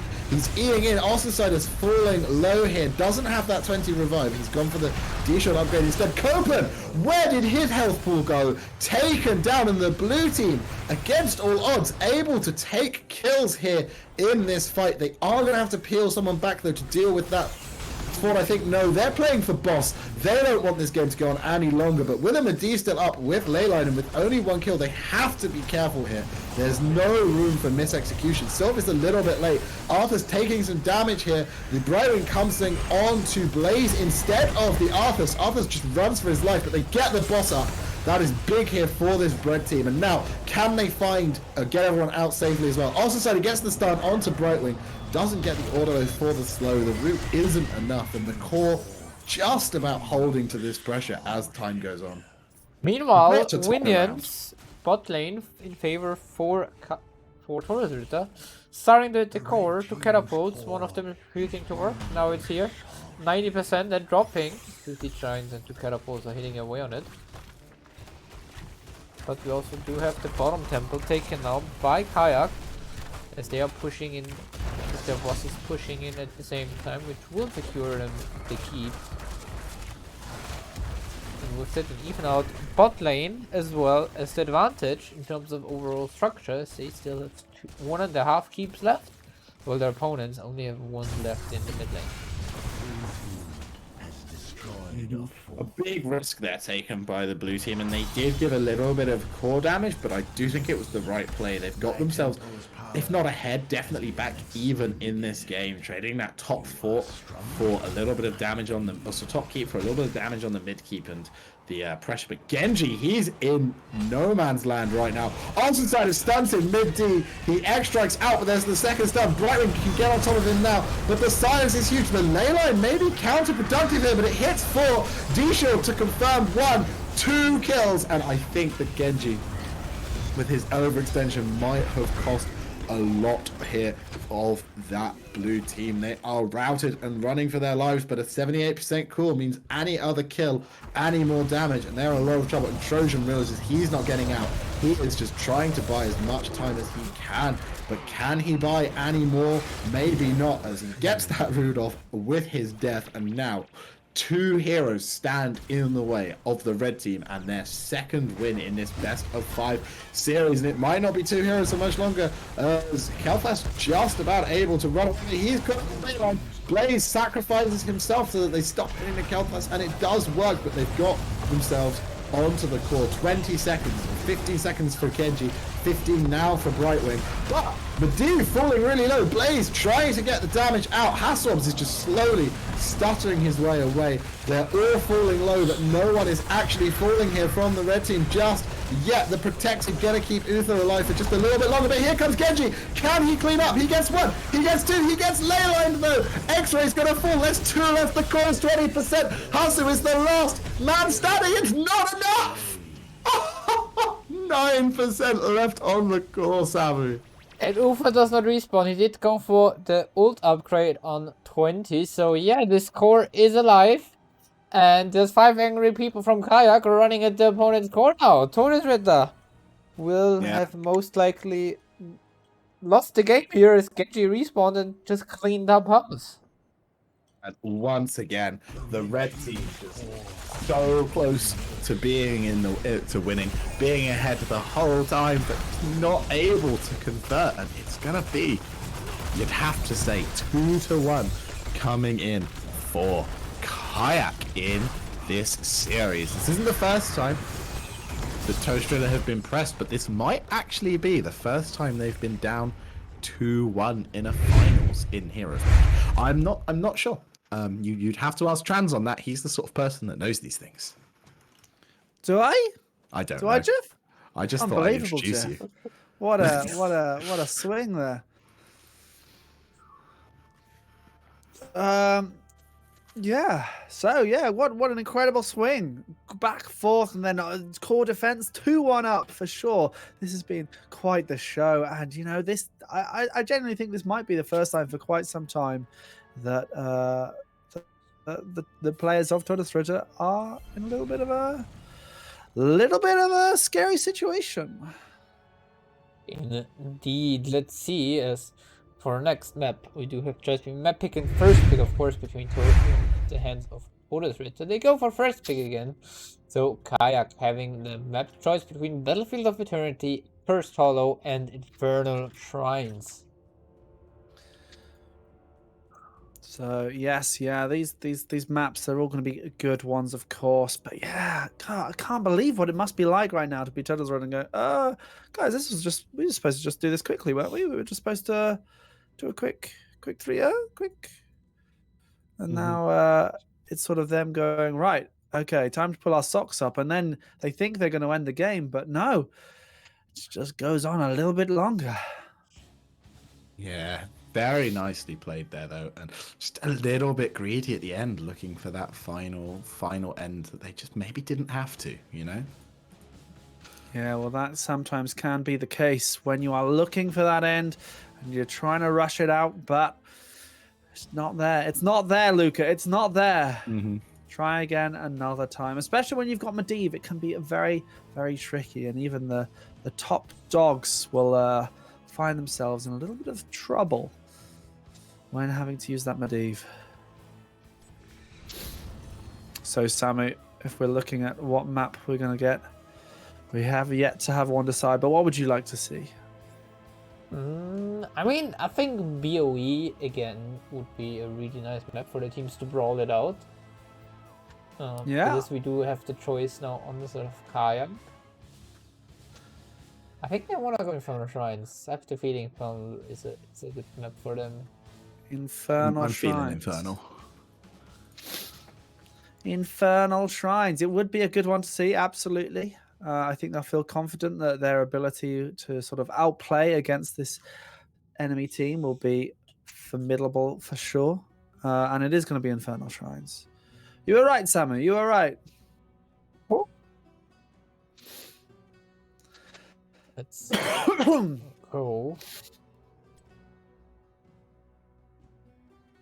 But what else can they have? I mean, it's hard to say. It's hard to say for sure what they could do. But certainly, perhaps they'll feel a bit more comfortable, a bit more at ease that they will be able to fully perform on this map.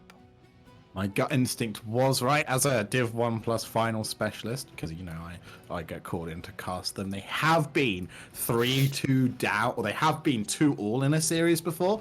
They have had to win it in the final map, but this is the first time that they've been 2-1 down in all of their time as reigning champions of Div 1 Plus. Out of all their Div 1 Plus finals, which they've at least some of these members been in, all of them, Hasselhobbs, X-Ray, Ultralisk often making it, but others, you know, turning up in some of them as well. Gosh, this is the closest they've ever been to not winning. The closest they've ever been to not winning. That is quite something. That really is quite something. I'm excited to see if this could be this could be the time. It could No, be. obviously they have been playing in the other tournament that's going on at the moment a little bit, but that's no excuse. Heroes Lounge is here. It was always here, and will still be here. We got here first. That's the transparent message there. He's screaming into his pillow at the moment. I mean, when did season 1 start of Heroes Lounge? Like back in beta or something? It's a long old time ago. Yeah, too long for me to remember. That wasn't even part of it back then, so. Nor I. We're almost at the point where I've been here for half of Heroes Lounge's life now. That's how old Heroes Lounge has become. Well, yeah. I mean, I've been part of staff for it. That's the crazy part. Imagine being Heroes Lounge staff. I would never. Whoopsie. Looks like we're going to get ready, though, to go into an Infernal Shrines map. And it'll be interesting to see what gets adapted. Is Hogger going to be allowed on this map? I'd be surprised. Be surprised, but you can always be surprised for sure. I mean, Blaze is still out there and available. I mean, you've got to think, what was impactful from the previous games? How do they feel? Do they still feel that Medivh is going to be a comfort pick for them? Or is it time to just throw that out? Yeah, I do feel like at this point it has to be said. From what we've seen from the red team's drafting so far, it really doesn't feel like they have a comfortable main tank, right? We saw the sort of the Hasu mirrored in 1, the X-Ray mirrored in 2. Not that they're not competent players in their own right. And then the game 3 with the Medivh, Uther, Zul kind of patch for what was not actually a main tank. We haven't seen any of the Johannas, the Diablos, the Tyraels, the more staple I feel like I'm missing one, but I can't. The more staple main tank role that we're kind of used to playing with, and I wonder if that is somewhat of a comfort. Varian, that's the one I was missing, I think. Varian. The Parian Varian. He's a Parian Varian indeed, and Hogger is through. Hogger is through, but not Sergeant Hammer this time. Yeah, I like that little ban adaptation. I wouldn't want to play against Hammer either. And I can't remember what they banned instead of it in the first 2, but it doesn't feel like it's as good as Hammer. Nothing feels like it's as good as Hammer. Have you got a soft spot for Hammer at the moment, Luca? My team, like last season, I wasn't there. They one of them learned how to play Hammer. I think they were drunk one evening, is the honest truth. And we've just sort of jammed it now for back-to-back seasons, and it just works. It just works. 60% of the time. It works every 100% time. of the time. But yeah. No, it's just... It's really good. Like, it's really difficult to lose once you have Hammer and are ahead. Is kind of... It's very much a Sylvanas style hero, as how I've always sort of put it in my brain, you know. Yeah, I mean, we saw it in game number 2 in Garden of Terror. Even though Todesritter, they did lose the Genji in one of the fights quite early, they were still able to 4v5 pressure the opponents like heavily that they had to retreat. It doesn't give you engages, it doesn't let you dive, but once you're there, you're kind of there, and they can't get rid of you. And never mind, X-Ray feeling called out by me. He's taken on the Diablo. We've got Diablo, Blaze, Malfurion. Maybe they don't want to lose. Maybe that's the message that we're seeing here, or maybe they just feel like it's right for the map. But this feels like a slight defection away from their initial drafting strategy, where they've got a much more standard, strong Blaze Diablo setup in the front. Yeah, well, Kerrigan gets eliminated. Infernal Shrine's obviously one of those places where Kerrigan can be played, and with the aggression, of course, of Diablo, it can really help. But Brightwing is getting nulled out. I like that. You know, that adaptation really does make sense. Is a Genji Anduin pick now from the side of Kayak? Like Anduin to Außenseiter? To the Genji to Außenseiter maybe? I'm excited for Samu's Malfurion Anduin comp. Well, there's the That's Anduin. Anduin at least. Okay, And it's there's like the Tychus. But now we do see don't Genji, like I guess, Genji and pick then here. Oh no, Hanzo Genji it is. With honor, redemption. Yeah, I don't think we can see Li Ming on Shrines. It feels a little bit too grief when you're 2-1 down. But They're thinking about it for a long time. Okay, there they go. The Genji Hanzo, the two Shimada brothers, here to stay. Era A So- Fog is devastating combo here. Mm-hmm.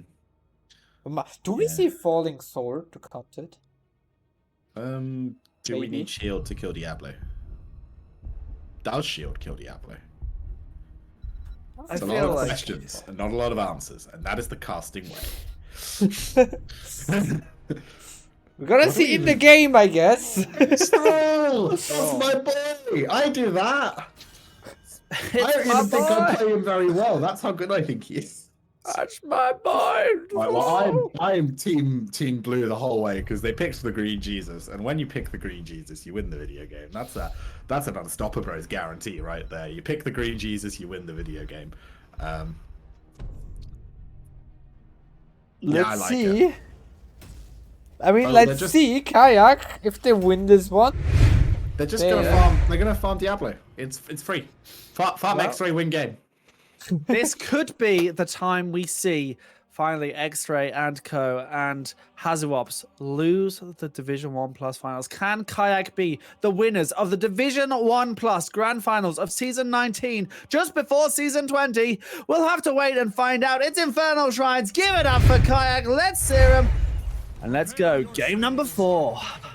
Kayak to the left side in the blues, trying to close out this series. We do have Link on the Anduin, like bombing away.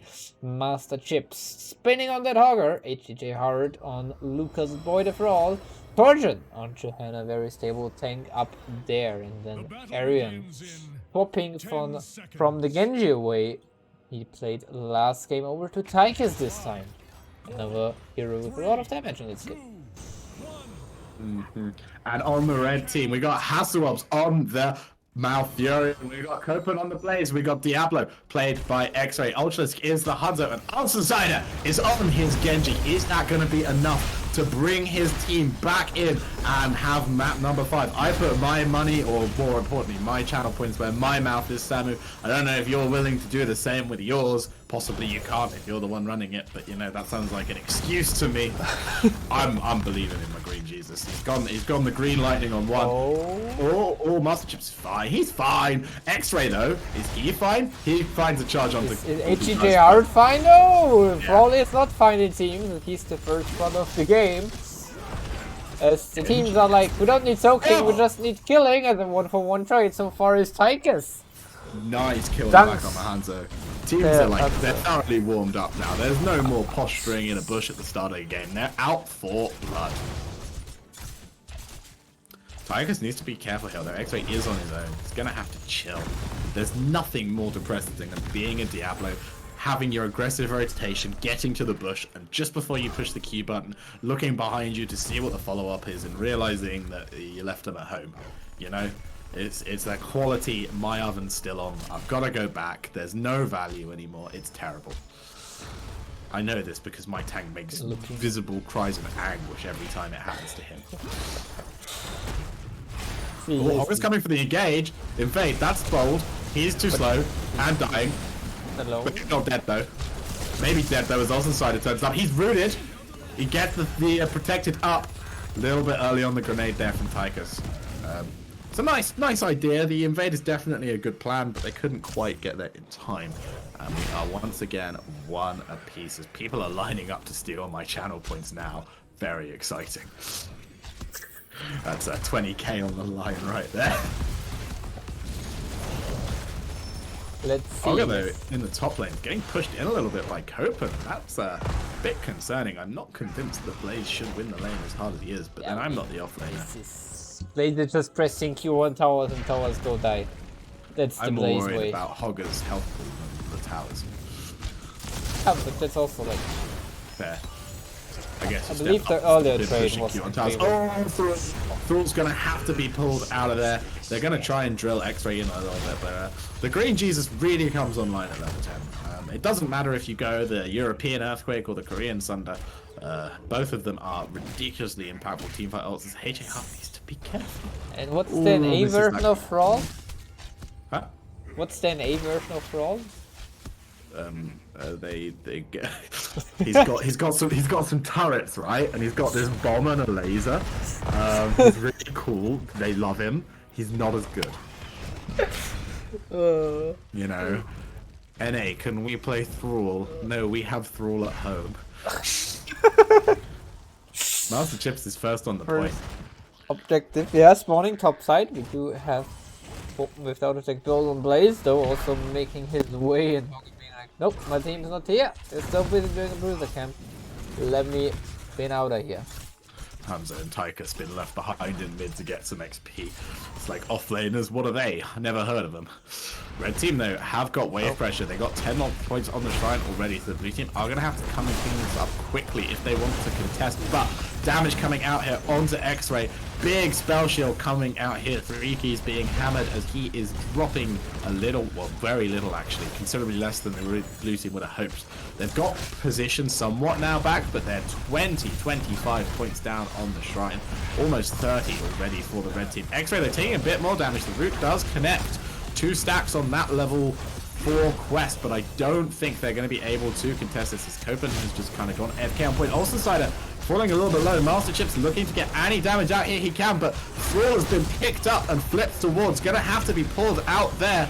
Shrine goes over to the red team, and Johanna running for her life. Can she get there in time? Yeah, she can. It's all fine. I love how they're brawling underneath the towers of Todesritter. Meanwhile, Blaze is like, yeah, I just do the objective, guys, so I can go back to soaking it, because then you don't need me anymore. VP, never heard of her. Oh, 4-man route the Thrill to get his quest, though. That's alright. Genji actually down to 40 HP. Has to back up here. Pretty punished for it in the flip side, though. He just has ridiculous healing mechanics. Because Green Jesus, he has a second life. And it doesn't take him 3 days to respawn this time. That's true. Red team's Punisher has been slain. Why is he called Green Jesus? I can never remember. There was a reason. It's like, that meme's so old that I don't remember it anymore. I guess I'm also too young for this meme, to be completely fair, but I caught on. Well, we were calling him Green Jesus back before Heroes of the Storm had a draft they could show in the online game. You know?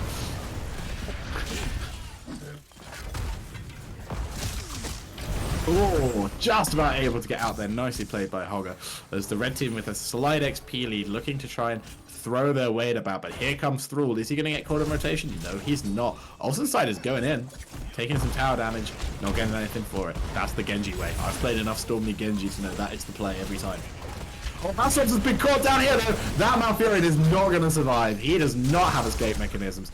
And Thrall is now running towards Hanzo with a little bit of a nudge from X-Ray on that Diablo. Gets the root on home to Genji. 60, 50 health, 51, not able to kill him. Meanwhile, topside, Master Chips has gone too far this time. That is a kill, and Diablo from a screen away completes his quest from that kill. So good job, X-Ray. Well done. Part of the team, I guess. Actually, we do have arrow lightning breath. No APOC to follow up onto that arrow. We have the top 4 being under siege by Blaze and Diablo. I do like the lightning breath. It lets him play around the stun lock that the red team have, or the blue team have set up. You can kind of just stick it up there when you see the stuns coming. Is Link this time? He's been a little bit aggressive. Big arrow, but not far enough away. Link, is he gonna fall? He's gonna just about get away. Copen's not happy with it yet, but the root is in. And meanwhile, Malfurion gets run down. Oh, Copen just about able to confirm the kill on Anduin. And it's gonna be Genji who's the next target. Olsensider runs for his life. But it looks like the red team have got to run from this. Neither side with a healer, but their health bars are lower. And Hanzo goes down next. Ultron is not able to get out. A lot of damage coming out onto the Hogger, but not quite enough for a kill here. And it is going to be the Quake. And I've just noticed now that that is a redemption Hanzo. So that is a nice kill. Getting those 3 seconds of this quest. Very big for the side of Kayak there, making his attack speed again quite a lot slower. That is a good point. I should have seen at the point he completed his quest that he was redemption. But, you know, paying attention to the video game is overrated when we could talk about Green Jesus. Like that both teams hate healers apparently, because on the one side, Boatman and Olsensider are diving in for this for Link and Anduin. But on the other side again, there's also Thrall and Johanna going in for Hazu and the Malfurion. Hazu for Link seems like a fair trade. Looks like Hogger is going to spin. That's unexpected, I know. Unprecedented, some would say. They're just going to try and get him a bit low, but Master Chips doesn't quite get the spin right, and actually I think possibly finishes at a good time anyway there. He's already got them a nice 10 stun, arrow, lightning breath! The lightning breath! Oh my god! It's no one's dead! Link, are you what? What? Master Hogger, Chips. finally! Someone dies! Hogger's down! Great, he's used that answer side of 40 health. Just about able to get away. Looking for the Q here is Yo, Thor. He XP can't get it in time though. Malfurion with enough healing. X-Ray gets the flip on him, but X-Ray needs to be so careful here. The Odin is out, but Oceanside has got enough health back that he is a threat once more. He's going in for Link. He's not getting Link. He's getting out though.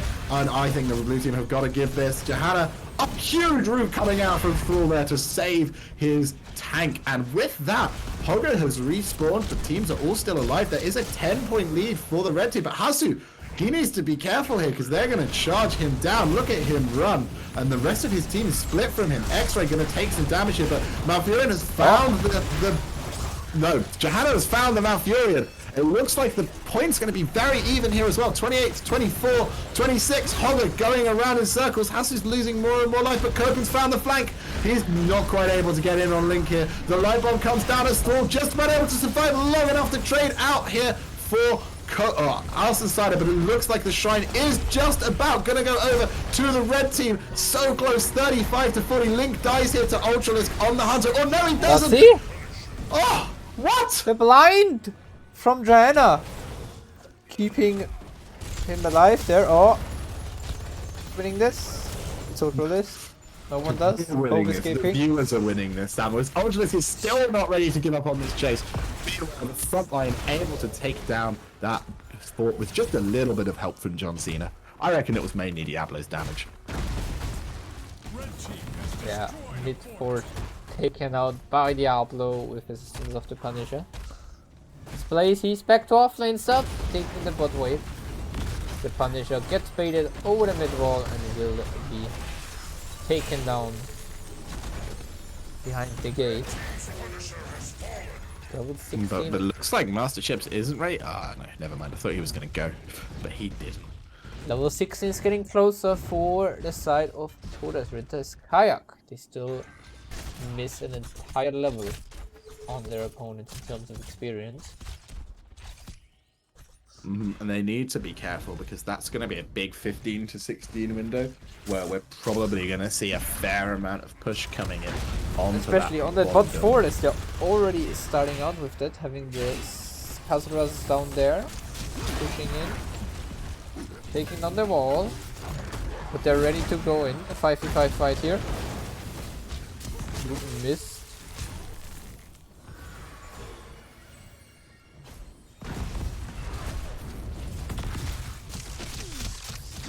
All getting scouted out there on the side. Hogger taking the mid wave, knowing that he has to catch up in experience for his team, but there's a Hanzo coming in and a Genji, but he's gonna fight.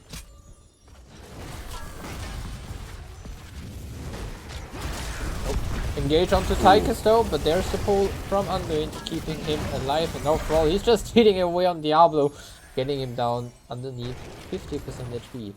And that's survivable for now for X-Ray, but at 16, Thrall's W talent gives him 3% bonus AA damage, or bonus health as auto attack damage per auto.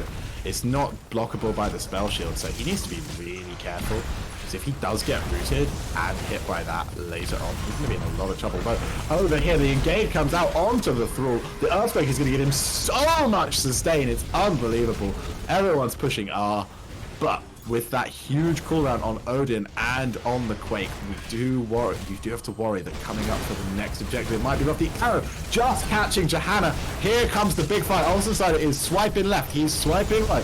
He is big, really playing that Tinder Genji very well, but it's just not quite enough to connect a kill. And Copen's like, oh, there was a team fight. I was trying to. Oh, sorry, not Copen, Master Chips.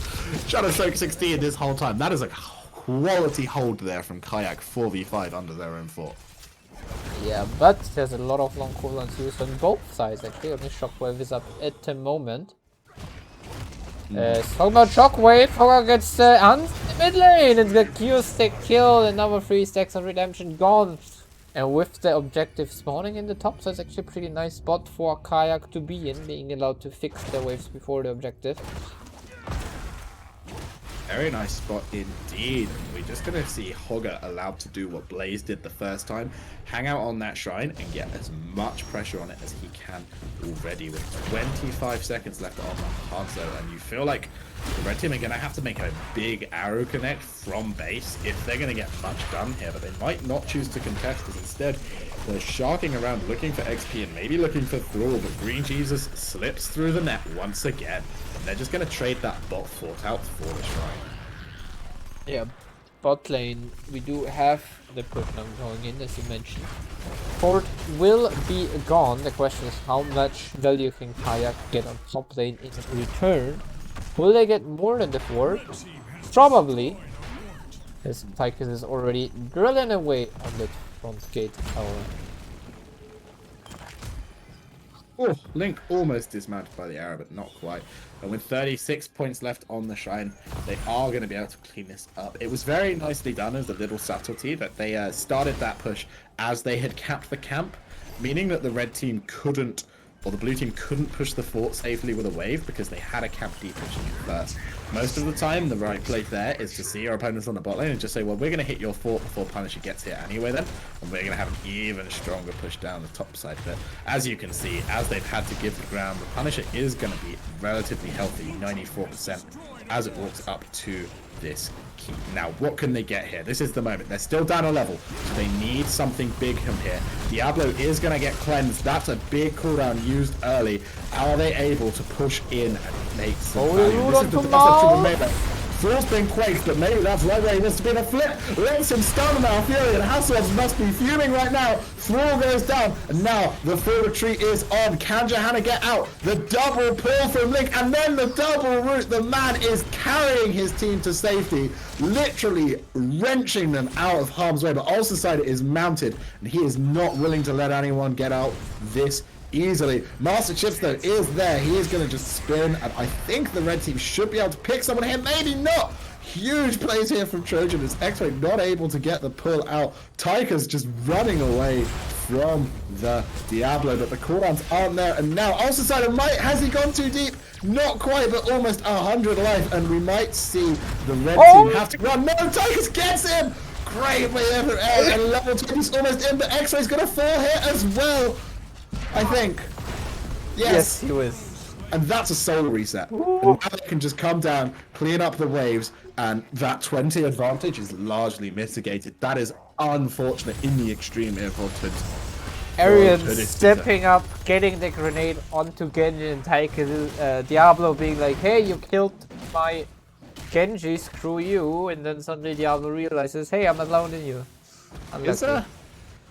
Oh, but that's engaged here, and that camp was very greedy. Link's been punished, and so close to success, and yet the red team have now got a sort of perch to start their aggression from. The blue team need 20s, but there's now going to be that big window, that 20-second window or so where Ulster Society gets here, and they aren't going to have Anduin up yet, as Master Chips is trying desperately to get as much XP as he can, but he is stun-locked, and he is going to fall here. That is another kill, and it's falling apart at the death.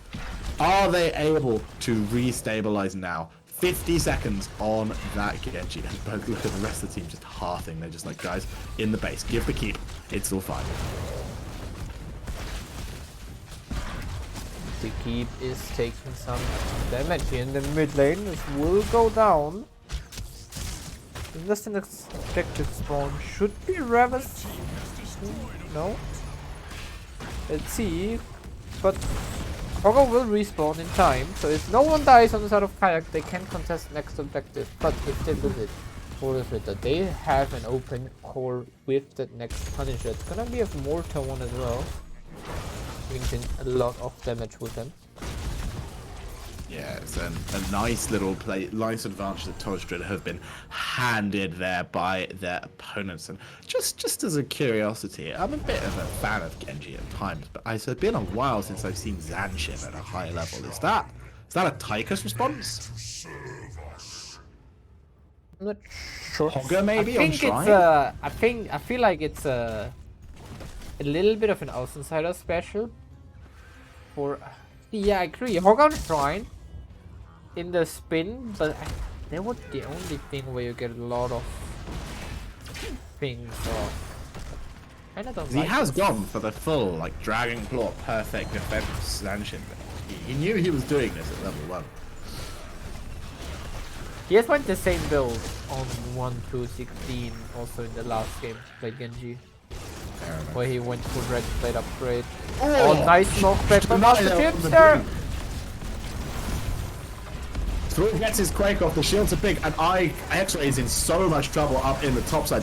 Here he goes down. The Earthquake shield's gonna create enough safety here, maybe or maybe not, as Arsenal side was desperately trying to get something done. No control! No control here for Hogger, but it's not being very kind to him at all.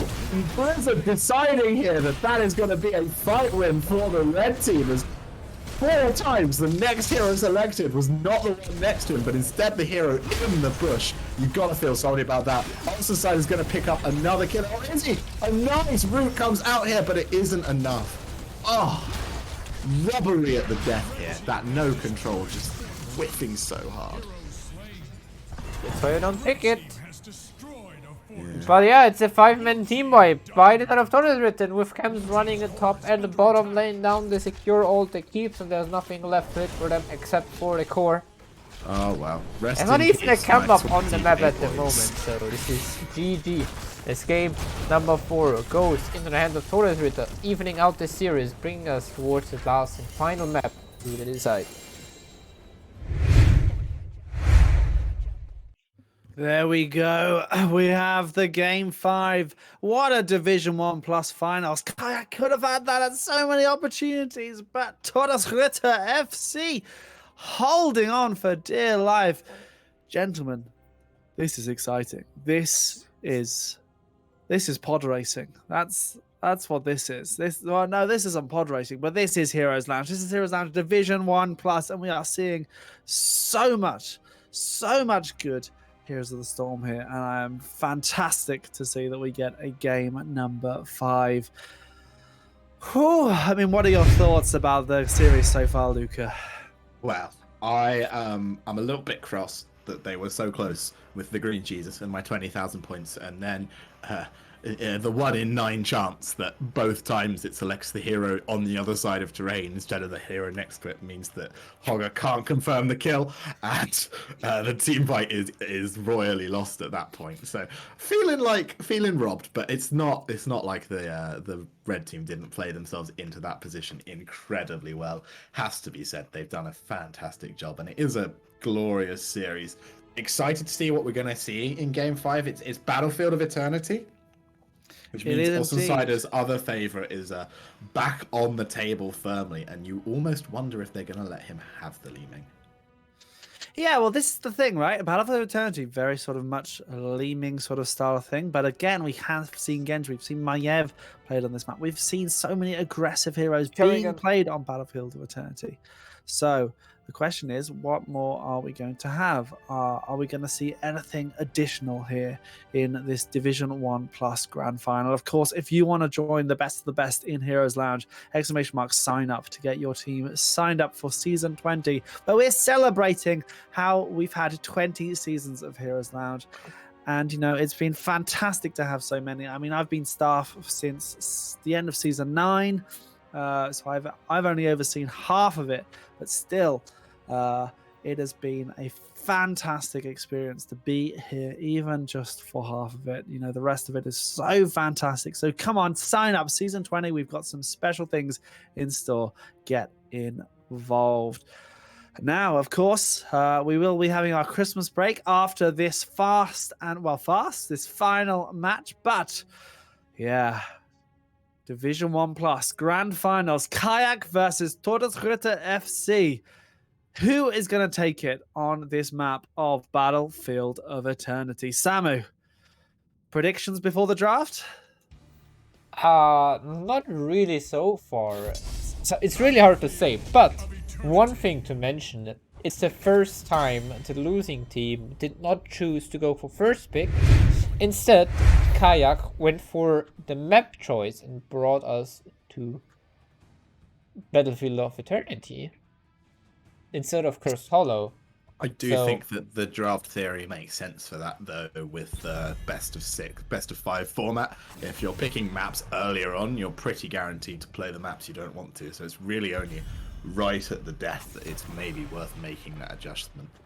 Or maybe they just, they decided BOE from second pick was their best of the 4 outcomes. It's always an Having that option. last pick flex. Maybe, yeah. So far, we do have Brightwing and Lucio being banned out by Todesritter, really focusing down the healer pool on the side of lane. But his Antoine is still open, of course.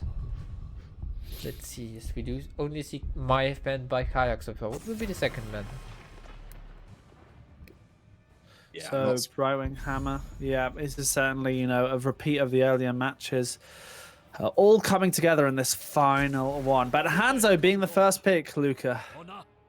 How high is our Li Ming prior? I think that's the real question. I like the Hanzo first pick. I think it's obviously they are our specialist heroes that Ultralisk and Halcyon can play that no one else can. But Hanzo is a team here that both sides play very well, and he's very good on this map. So even if it does maybe lock Ultralisk out of something that he's more used to, one of those melees, it also locks their opponents out of the Hanzo. And there it is. They felt like they just couldn't leave it on the table. Olsen will not be given that Li Ming, and I think he's just going to slot onto the Hanzo now, but maybe not. I mean, that Li Ming Always is, Genji again. Oh, the Genji, sorry. Yeah, the Genji's still up. Yeah. There it is. Diablo, Genji it is for that Todesritter. Let's see if we this time see a Ray Pockets combo to set up for the Genji to grab some kills, or if it will be the Lightning Breath again. But for now, Diablo into me. Pretty favorable, pretty good matchup for him with that spell hammer on level 1 on command whenever he needs it. Yeah, I mean, if they can get sort of that with the Anduin, that would be fantastic. But what are we going to see from the ban here? It is going to be the Rhaegar. So perhaps they're looking to pick up the Anduin themselves, as they have done in the previous matches, really trying to focus down. But the Malfurion is available. So they expected the Anduin ban. Is this going to be a Malfurion? No, it's pick up here Anna. for Kayak? It's Anna. You don't go Anno It's into Anna. Hanzo Genji. Yes, you do. It's No the way. last map. You put it all on the Li Ming and you believe in yourself. I reckon Link's going for the Anna right now. It's hovered in his draft. You're a madman. You're a madman if you go Anna here. The real worry here is that you kind of don't want to play Tychus on BOE, but you kind of have to play Tychus. I am a madman. I just think they picked Malfurion to choke Hasu, though. I reckon when they win this game, we're going to ask Link, and he's going to say he wanted to play Anna. No. It's Deca, right? Oh, it's Stukov. Goes well with Diablo, of course, and the Urel will be keeping people in that silence too. What are they going to finish this off? Are we going to see a main tank Blaze, or are we going to see the Blaze as the offlaner? This is the question we have to ask ourselves right now. What do we? I think I don't know what our best tank It was is, picked though. by Master Chips, who's their offlaner. Could be and Johanna. Origin. I think it's just Johanna. But maybe they've got something. No, they're going for the Muradin. All right. A little bit more aggro. I like it. This they went for the Greymane as well. This Muradin Greymane can maybe try and play for Haswabs, and we might see similar fights to last game where essentially both healers just get hard dove on. I'd also like to see Link bring out that Twilight Dream, maybe see if he can't catch Olsensider out once or twice. I think if you get one Genji kill with Twilight Dream, it's almost paid for itself already in the game. Well, it certainly has been a close one, but this is our final map here in Season 19. We have so much to look forward to in Season 20, but let's finish it off with a fantastic series. It has been so good between Kayak and Todesritter FC. I've completely forgotten what they're called then. Yes, Todesritter FC. Let's see the last game, Battlefield Eternity. Take it away, Sammy. In the blue, we have them on the second match point. Kayak, HDJ hard on the Li Ming area, playing Crane. Torgen on Muradin. Link playing the Malfurion, and Master Chips on the Blaze. The battle begins in The red team. We've got X-Ray back on Diablo. We've got Olsensider back on Genji. We've got Ultralisk back on Hanzo. Copen is now on Urel. And we're going to see Hasu on the Admiral himself. It's going to be Stukov. Level 1 so far, both teams approaching the bot lane. Very normal Storm League stuff, I would say. So you often see some shenanigans in the mid lane, but both teams are like, nope, let's end this here and now. Go to our lanes. Yeah, not gonna have any of the playing around in the mid lane. Neither side really has the pressure to force it, and it's a big engage already from Ulster's side, and not quite able to get the position on top of Link that he wants there though. Gonna have to back out of it, and Genji Greymane taking a fair amount of punishment there from Ultra this game. Definitely a slight power level mismatch between that Greymane and the Hanzo.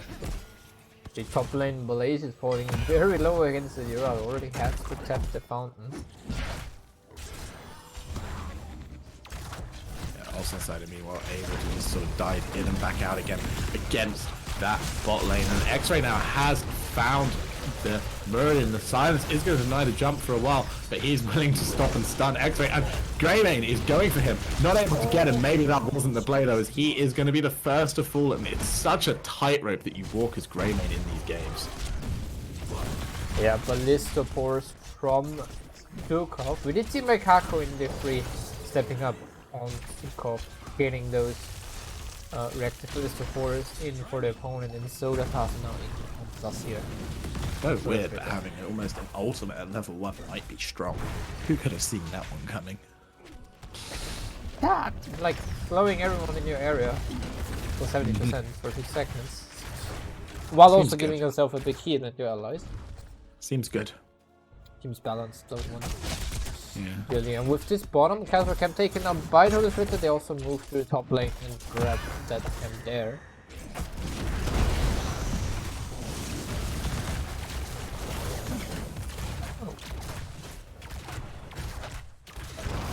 Bot Is a lane little being- bit. Oh, God.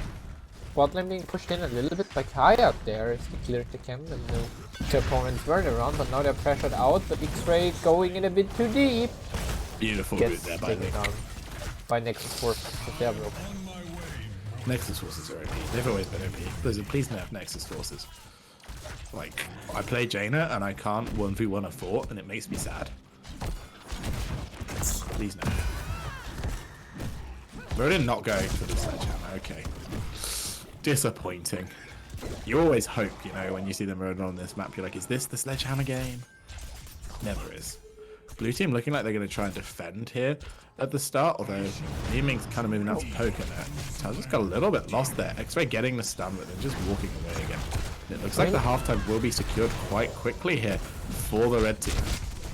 Yeah, looking at the draft of Kayak with Ming Rayman, they definitely do have enough race on their side. I do not think they need the sledgehammer to enhance the race even more. So we're rather going for Thunderbird to get the healing aesthetic double proc on level 13. Yeah, nice play there from the Greymane, not using his W in the first half. A big stun from Master Chips. Ultralisk is falling low here on the Hanzo. He's gonna go down.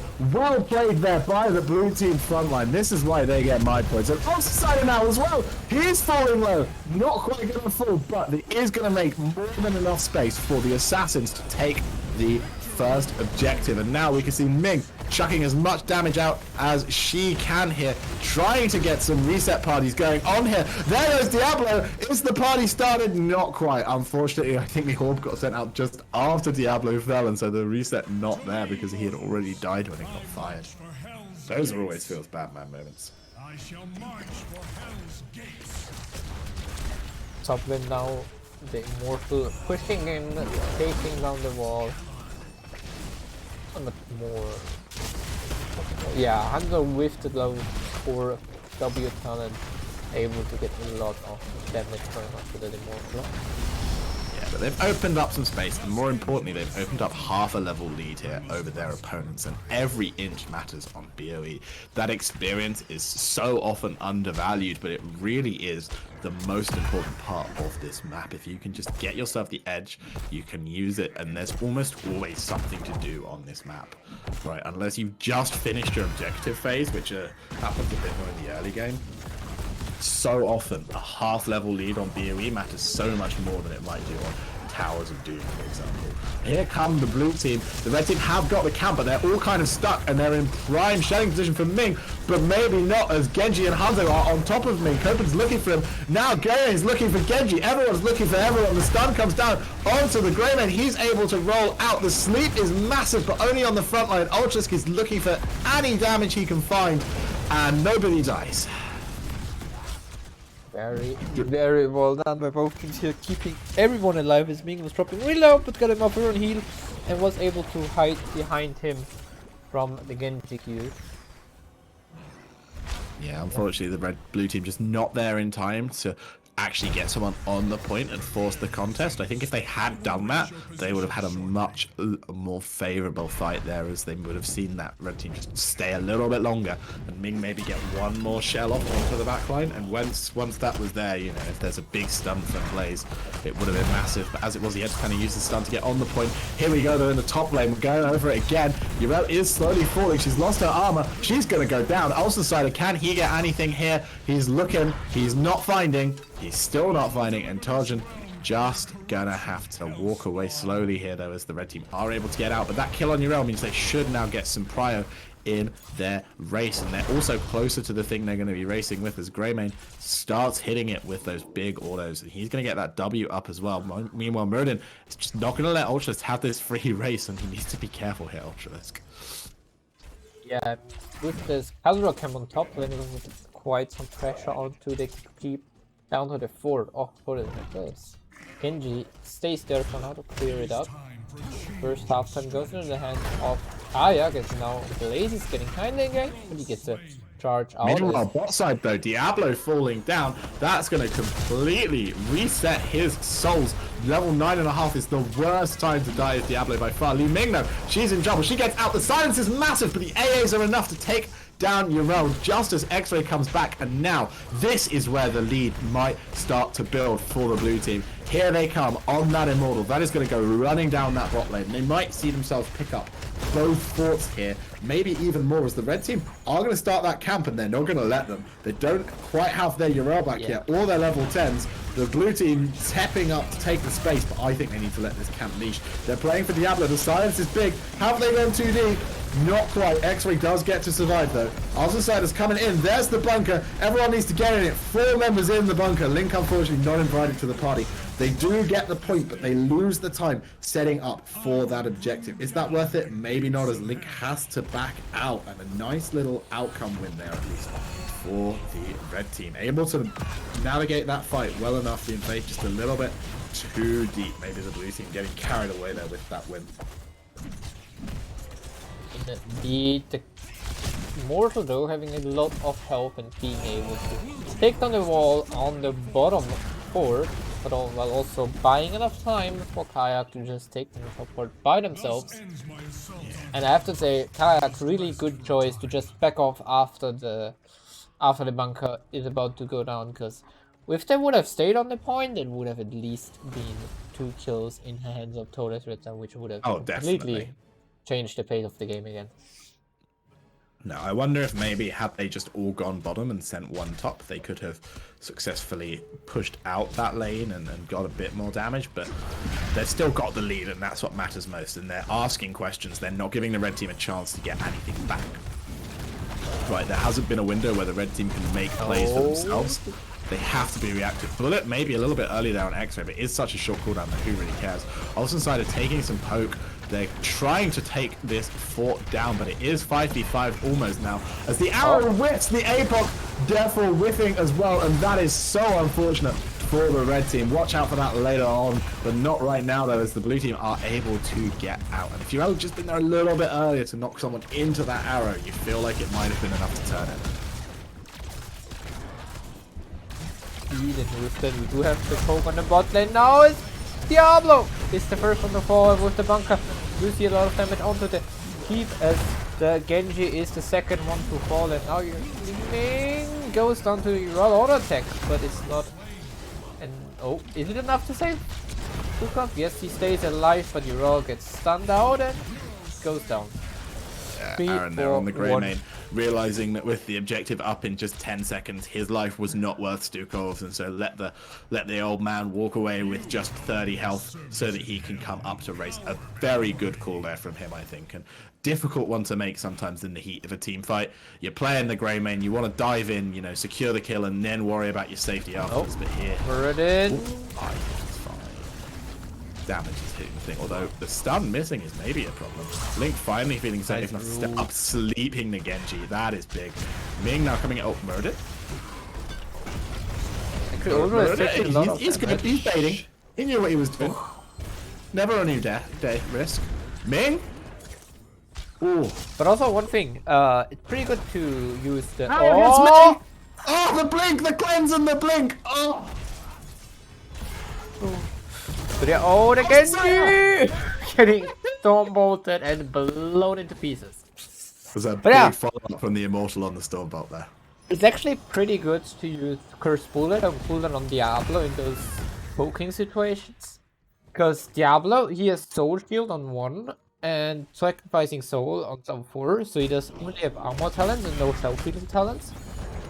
And therefore getting rid of his HP makes it forces Stukov to heal him up a bit. And therefore Stukov uses cooldown for this, or in other words, also Stukov is not the best hero to heal up Diablo, so Diablo is long time suffering from the Curse Bullet. Yeah, If he the doesn't heal have the check tap from heavy. draft definitely paying off a little bit in favor of the blue team. That Malfurion getting a fair amount more work done than Stukov so far. Just having the save mechanic as well as that Twilight Dream, which has already got 1 kill on Genji, which I believe was what I set my requirement for picking. So we're in the great. Oh, This gets caught! Wait for forward. Oh, big slap there from Hasselhoff as soon as he saw Ultra get caught.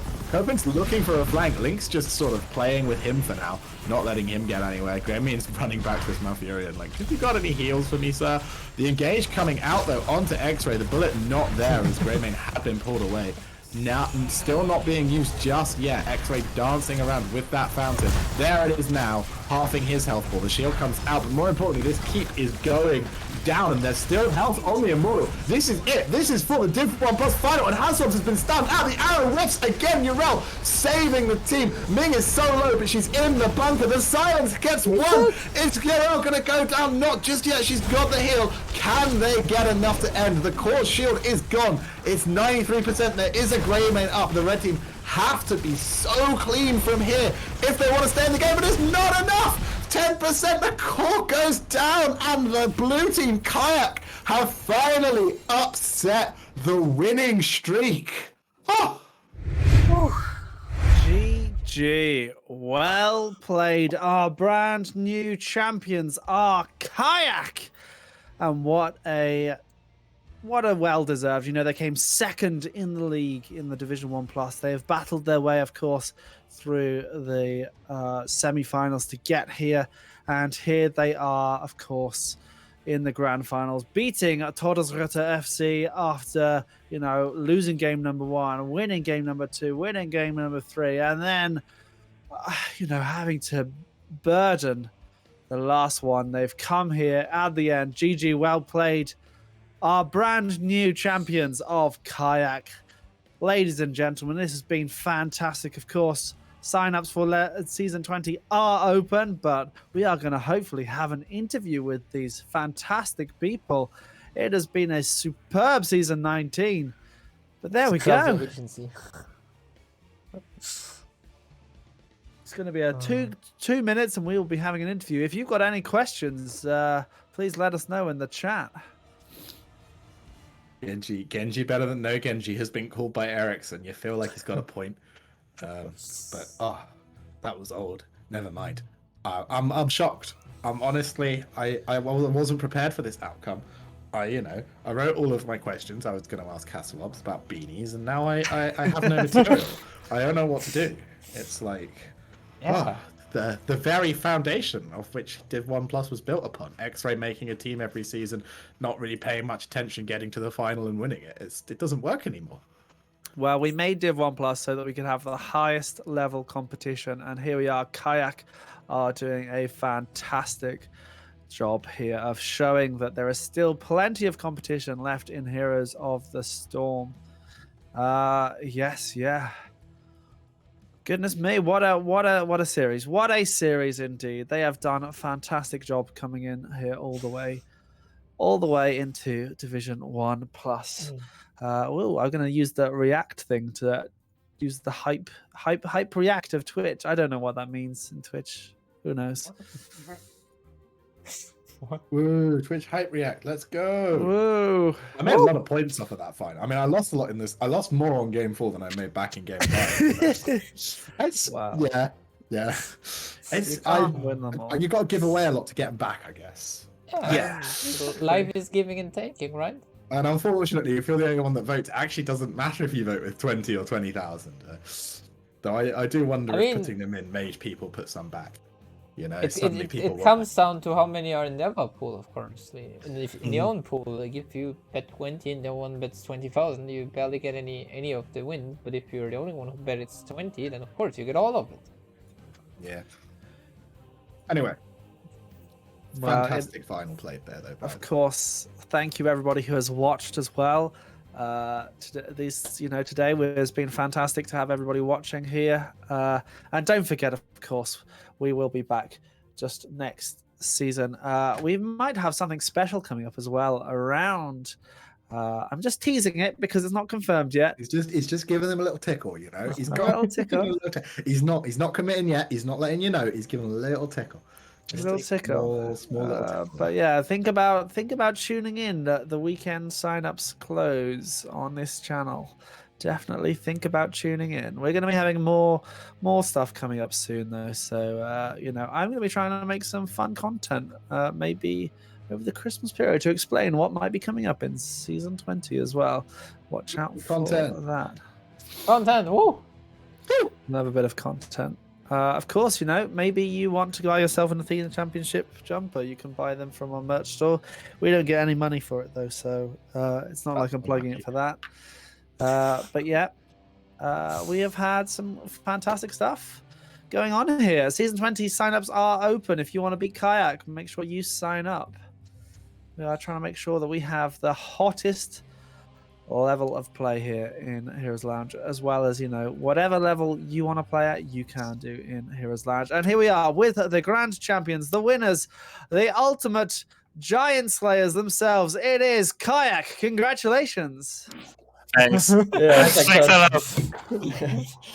lot. Yes, I'll do my board member bit here first. So as a board member of Heroes Lounge, big congratulations for winning Division 1 Plus, our best division in Heroes Lounge. Yes, you will be rewarded with some sort of token of memory of your championship in the coming up future. But yeah, winning 1 Plus, that is an incredible achievement. And of course, big thank you to everybody who's cast and the admin, Grim48 today, as well as the manager, Eric's the Swift, who's done a great job today. We managed to fit in this around the other tournament that the other team was in. But you guys, you're the winners. So once again, big congratulations to you guys. How does it feel? We all happy, I think. We cry. This is so cool. Yeah, I think he's crying now. But yeah, You're crying. No, It's of joy. I don't know the word. Comment on dit crier en anglais?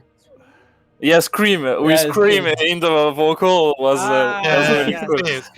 Screaming. Okay. Yes. Yeah. Wow. It really is super fantastic. Yeah, the Dutch team was really strong, so this is really hard to beat them. Yeah. Well, great players. You definitely deserved it. That was 5 solid games as well. Lucas, Sammy, what are your questions for these lovely folks? Yeah, I mean, as you said, they're a hard team to beat, and going into game number 1 on Dragonshy, you managed to beat them already in map number 1 for the first time. How did it feel after map number 1? Yeah, okay, so the first map, I think it gives us more confidence for the next, it shows that we can step up and keep going, do some plays, especially the last team fight with Trap from Turgeon. And Bush was pretty good, and that was the decisive. So Yeah. I think this was the pretty important game for the entire best of 5. Yeah, fully felt like we could step up and win, basically. And yeah, we won. I mean, it was quite close, I think, first game. But yeah, felt good. Yeah, All of on the them game were one very was really close. hard. We lose so much Game one. in early game. The second game was like 5% core, no? Something like that. Yeah. Yeah. We calculate those, you know. I believe it was 6%, so you had a whole extra other percent. It was, after you that. know, top quality Johanna plays in game 1, baiting Haswabs in at that level 19 bit, so you could kill him so that they try and core push 4v5. Manning Yeah, with exactly. 7 head planning, well done. And then game 3, you knew they couldn't end. You knew that you could let them wipe you, so they come and play for it, and Yeah. you could turn it around. It's that level of prep that you don't see from teams nowadays at Div 1+, and it's lovely to see it. Yeah. I mean, we said like Genji, just go in, and we got it from here. Yeah. And yeah. Yeah, exactly. It was cool. I'm sure. Yeah. I have to know. I've been trying to book a flight. I'm wondering if, as a travel agency, you guys could help me out. Yeah. Not yet, no. But maybe Okay. Coming soon. Yeah, maybe coming soon. Yeah. Coming Who soon, knows? okay. Who knows? Coming soon. Of course, Luke is referring to your. Yeah. I think I'm the only one who got it. But Look, never have it be said that I don't do enough research to open up your page for 20 seconds and pick the funniest thing out I can find. Right, Yeah. that's the kind of hard-hitting Heroes of the Storm journalism that we recruit for here on the Heroes Lounge channel.